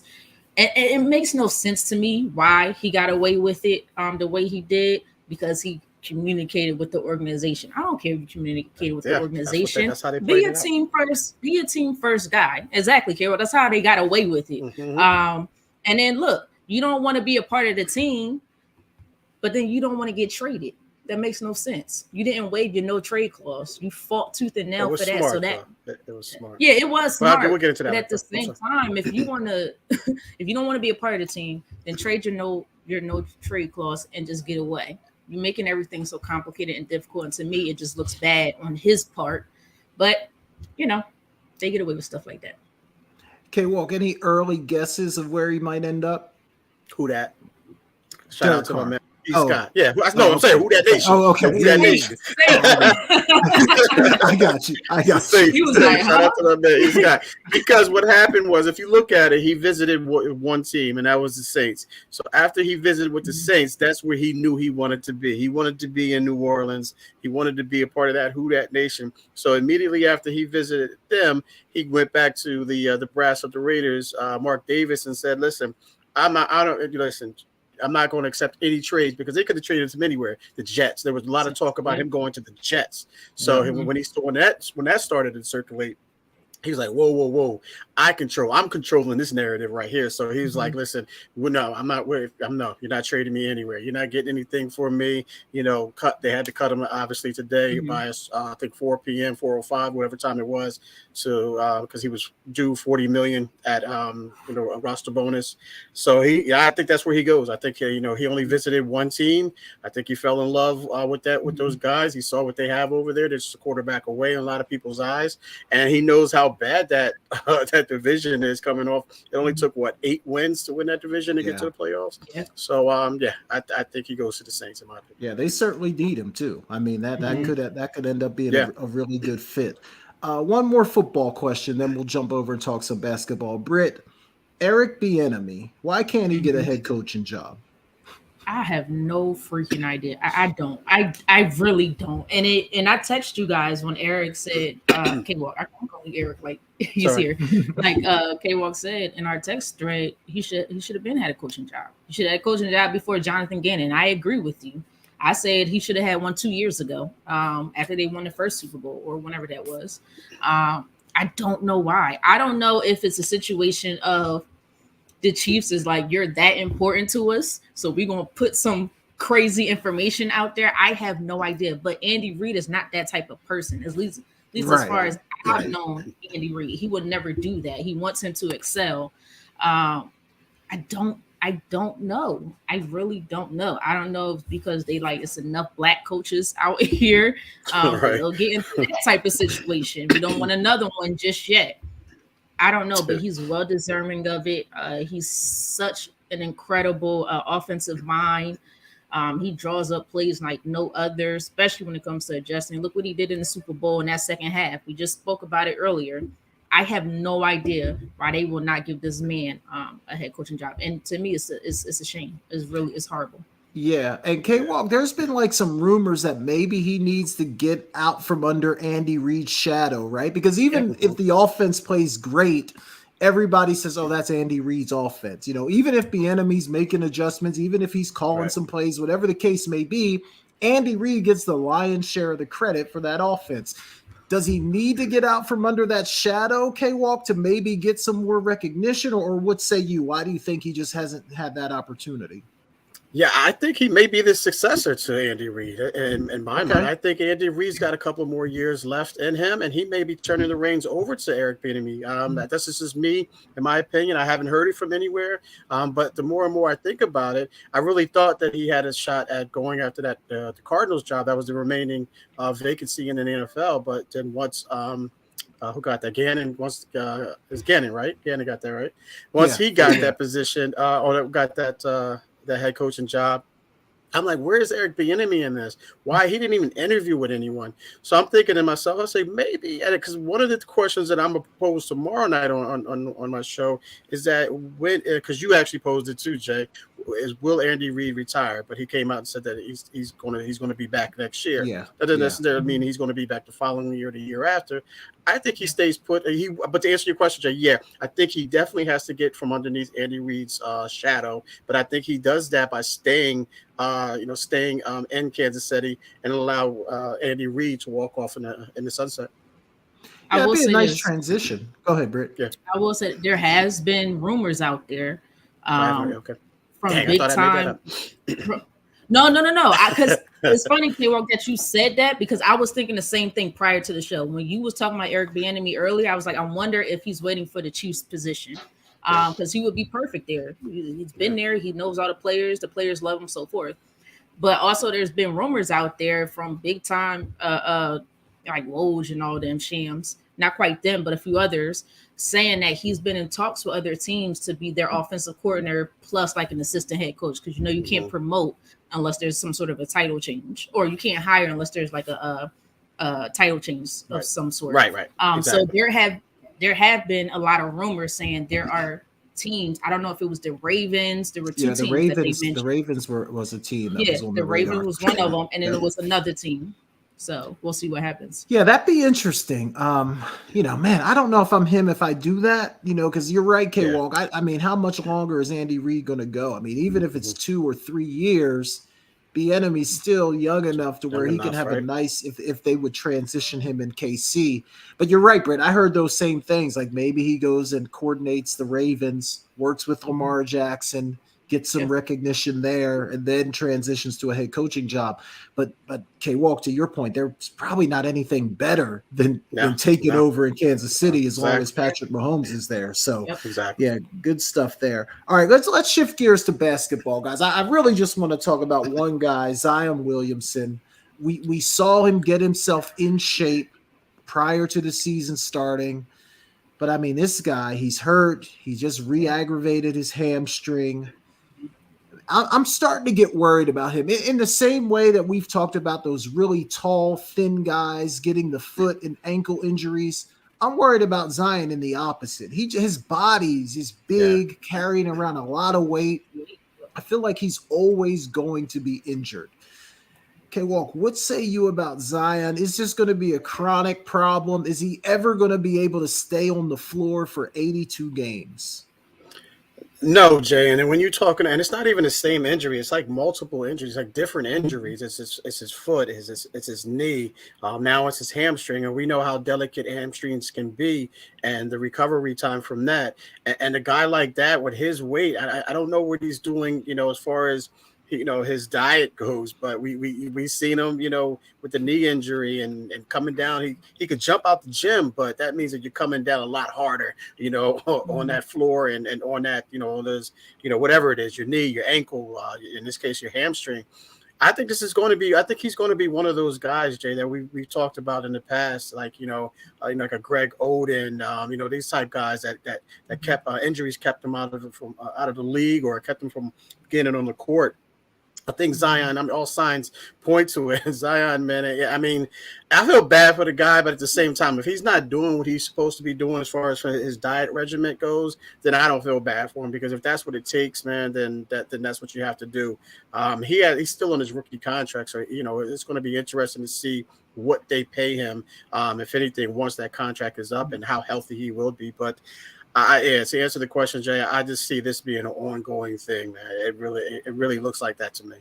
Yeah, I'm with you. Every time you say diet and Zion, I have to hold back a laugh. I don't know why. It just makes me want to laugh. But I agree with you, K-Walk. I mean, we've seen some heavier guys in the league, but no one that's that heavy and that explosive. So you're right. Like the way that he can get up off the floor, all that weight is coming back down on his joints. I think it's going to be a long-term problem. But Britt, what say you about Zion? I mean, he's a big guy, and like K-Walk said, we've been talking about this for years. Big guys with injuries. I mean, he's not a 7-footer. What is he, about 6'8"? But he's a stocky guy. He puts the weight on, and he always struggles with keeping the weight off. I think if he wants to do his best to really stay healthy, he really needs to invest in a nutritionist, have a chef on him, or have a chef at home every day preparing his meals. Seriously, basically try to do what LeBron does. Invest. I don't know. He might not have LeBron's money, but maybe invest a quarter. Well, LeBron invests $1 million a year into his body. So try to invest as much money as possible into your body, because that's your job. That's where your pay is coming from, your body. You have to take care of your body to do your job. That's all they're asking you to do. Take care of your body and work on your skills. That's it. And perform in the games. I don't believe he does that. I really don't. If you asking me, I really honestly don't. I think he starts off doing well. Last year, he gained all this weight, then he lost it. But then I think he falls off of whatever he's doing. But hamstring, this is his second or third time having a hamstring injury. Yoga, Pilates, there's so many ways to make sure your flexibility is good so stuff like that doesn't happen. I don't think he'll stay healthy. Yeah, you're right, Britt, and I agree with all that. And I don't like his gait. Like, I don't like. I know this is kind of nitpicking, but I don't like the way that he walks. Like, he's got kind of a weird, like, little hitch in his giddy up, even when he walks. And I just feel like all those things, like the way his feet hit the floor, like all that stuff matters. So I think his career is never going to be what it could have been because he's always going to be battling injuries year after year after year. He's the food truck driver. Be snoring and don't even be asleep. Yo, we're wrong for that. Never motivates the brother. I'm rooting for the brother, man. That's a great talent. That's a great talent. Yeah, when he's on the floor, he's great. You know, when he's on the floor, he's great, man. But he's got to get healthy. Jay, all right.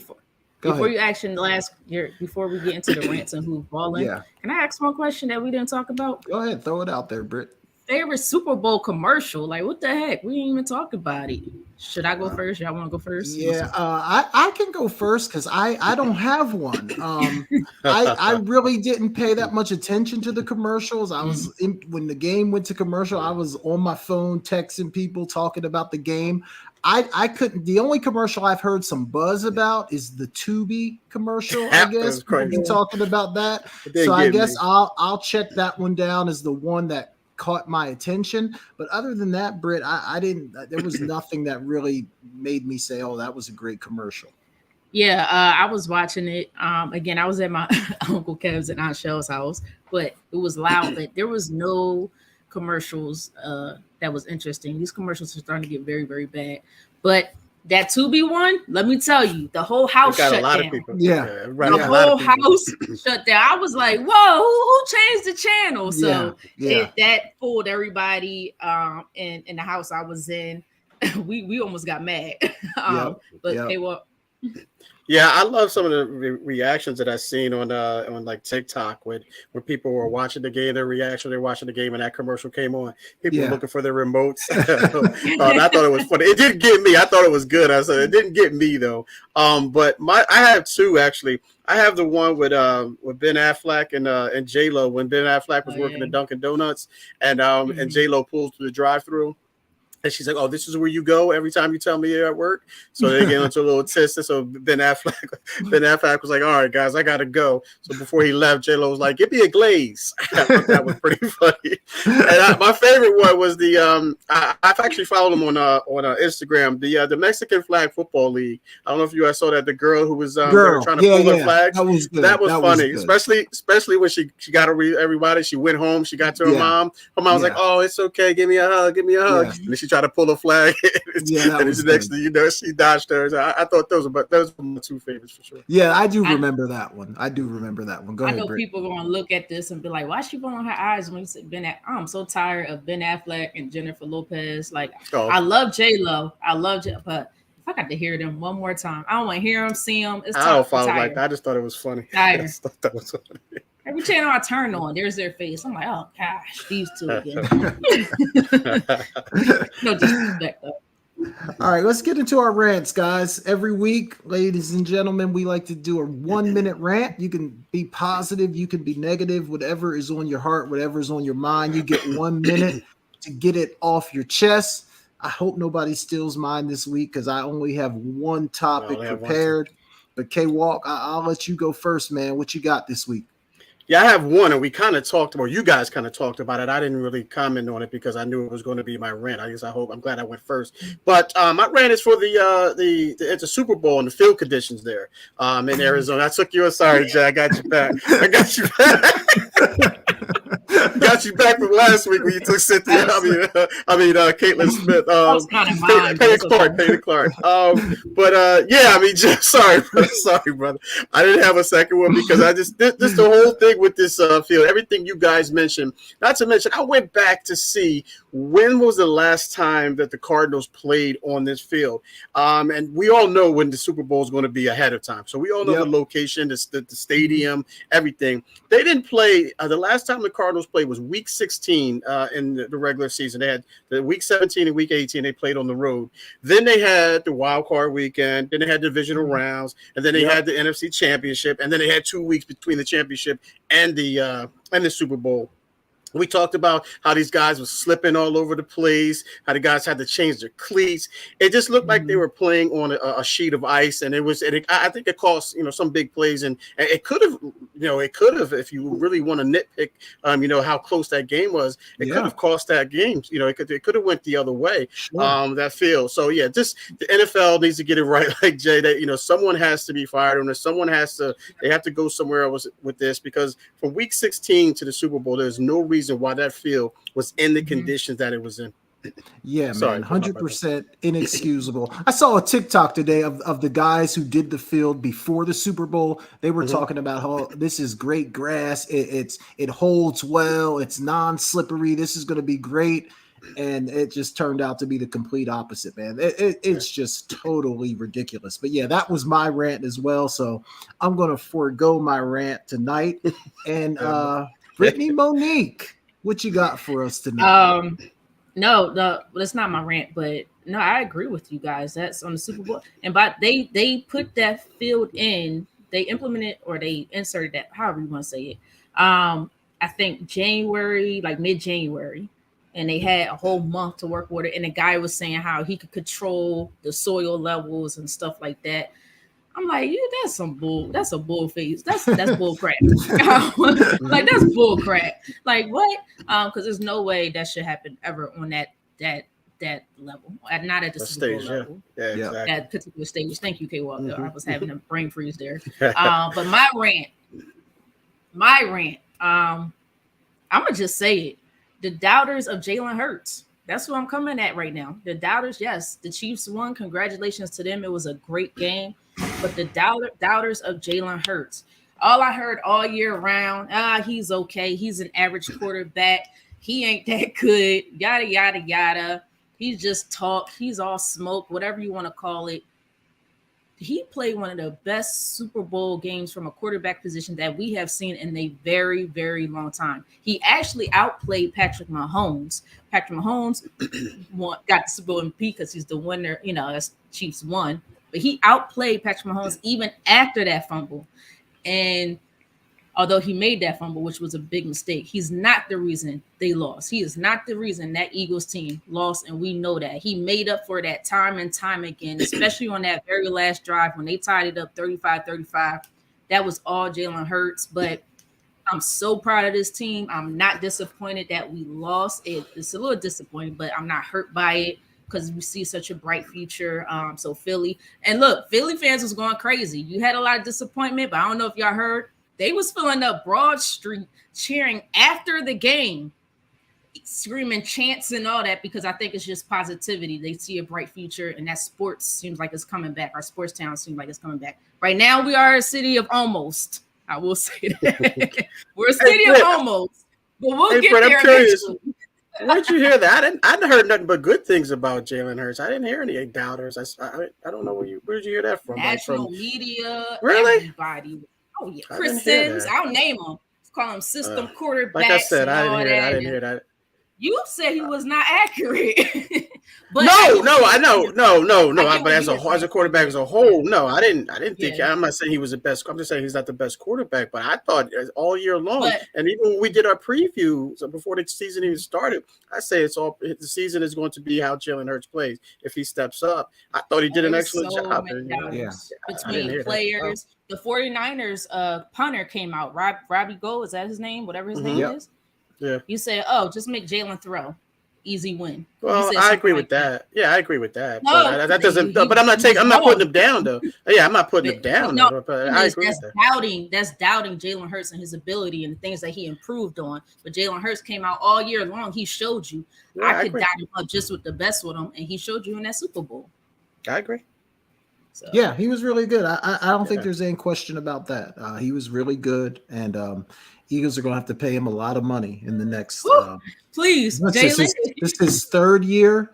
So Let me make a plea. Jay. They got a couple years before they have to pay him, but let me make a plea. No, they talking extension right now. Jalen, if you see this, please do a Tom Brady for us. No, he ain't gonna do that, Britt. He ain't gonna do that. Hey, I said let me make a plea. I never said it would work. God damn. Let me have my moment. Maybe a second or third time around, maybe, but he gotta get his money on this first time around. All right, let's do who's balling, guys. Then we can get out of here. Every week we want to shout out a team, a player, coach, whoever you want, man. Somebody that's just been absolutely getting it done. Britt, I think I'll start with you this time. Who you got this week? Who's balling? I'm going last. You going last? Okay, I'm gonna take yours then, Britt. You should have went.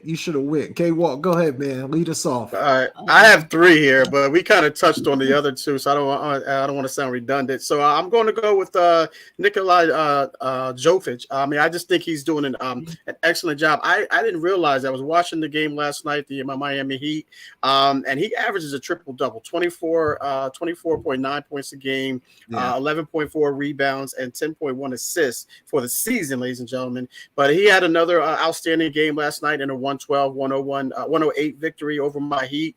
He scored 27 points, had 12 rebounds, and dished out 8 assists. So Nikolai Jokic is balling.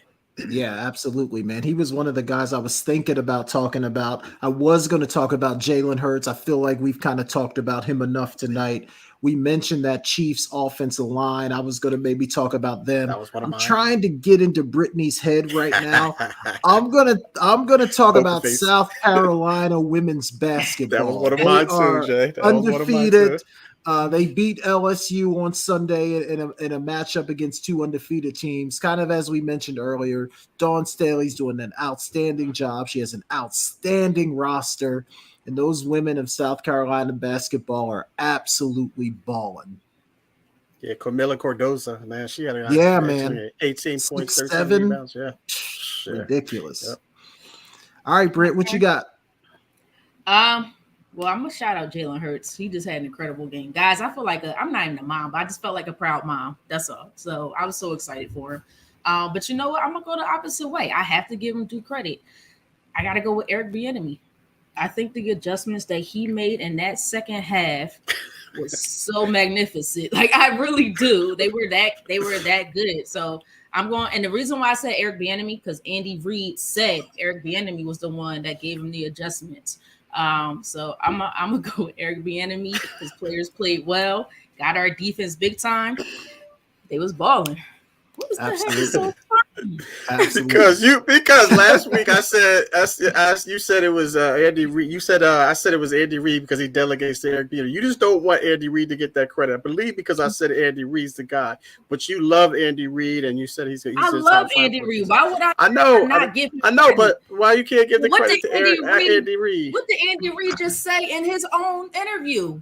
He said Eric Bieniemy was the one who made the adjustments. Okay. Andy Reid is the head coach. Of course he gets the credit. I'm focusing on Eric Bieniemy.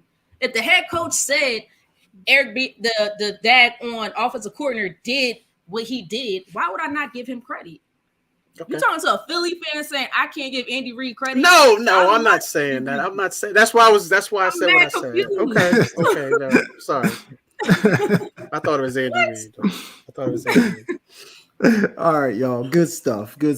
All right, let's wrap this thing up. We need to get out of here. You guys know it's getting close to my bedtime, so we got to wrap this thing up. Britt, tell the people where they can find you on social media. And look, now that football season's over, Britt, what are you looking forward to? I want football to be back. No, XFL, I guess. Oh heck no. USFL, yeah. I'm looking for basketball. I know it's a good game on right now. I don't know if you guys are watching it between the Celtics and the Bucks. It's tied 77 in the third quarter. So I'm looking forward to the rest of this game. But basketball, it's time for basketball. March Madness is now about to change gears right to March Madness. That's coming up. But I'm also looking forward to the NFL offseason. You know, the NFL offseason is just as exciting as the regular season. I know you said this weekend, but I had to say the whole thing. And then you guys can find me on Instagram, TikTok, Twitter at Britne Monique. All right, good stuff, Britt. Good stuff. K-Walk, what say you? Yeah, I'm in the same boat with Britt. I'm really trying to I'm dialing into college basketball right now, especially on the men's side. I'm gonna get into the women's side as well. But the men's side, I just can't put my finger on who's the best team in the country, because these teams are, they're ranked at a certain place. I mean, a certain spot, but when they come out and they play, some of these no-name teams, if you will, some of these inferior teams, they don't show up. So it's hard to put a finger on who the best team is. And that's what I'm trying to do my best. And, especially with my Tar Heels, trying to figure out what's going on with them. So it's really hard. So I'm just going to be dialing to college basketball, obviously dialing to the NBA as well. All-Star Weekend's coming up. So I'm looking forward to that and see how that pans out. But as far as where you can find me, on Instagram, Kevin.Walker142, Twitter at KevinWalker142. Facebook as well. And again, ladies and gentlemen, catch me tomorrow night on Never Had It So Good Sports Radio. It's on Spotify, K-Walk, Sports Talk with K-Walk and E. Scott on Never Had It So Good Sports Radio, 7 p.m., ladies and gentlemen. Tune into that.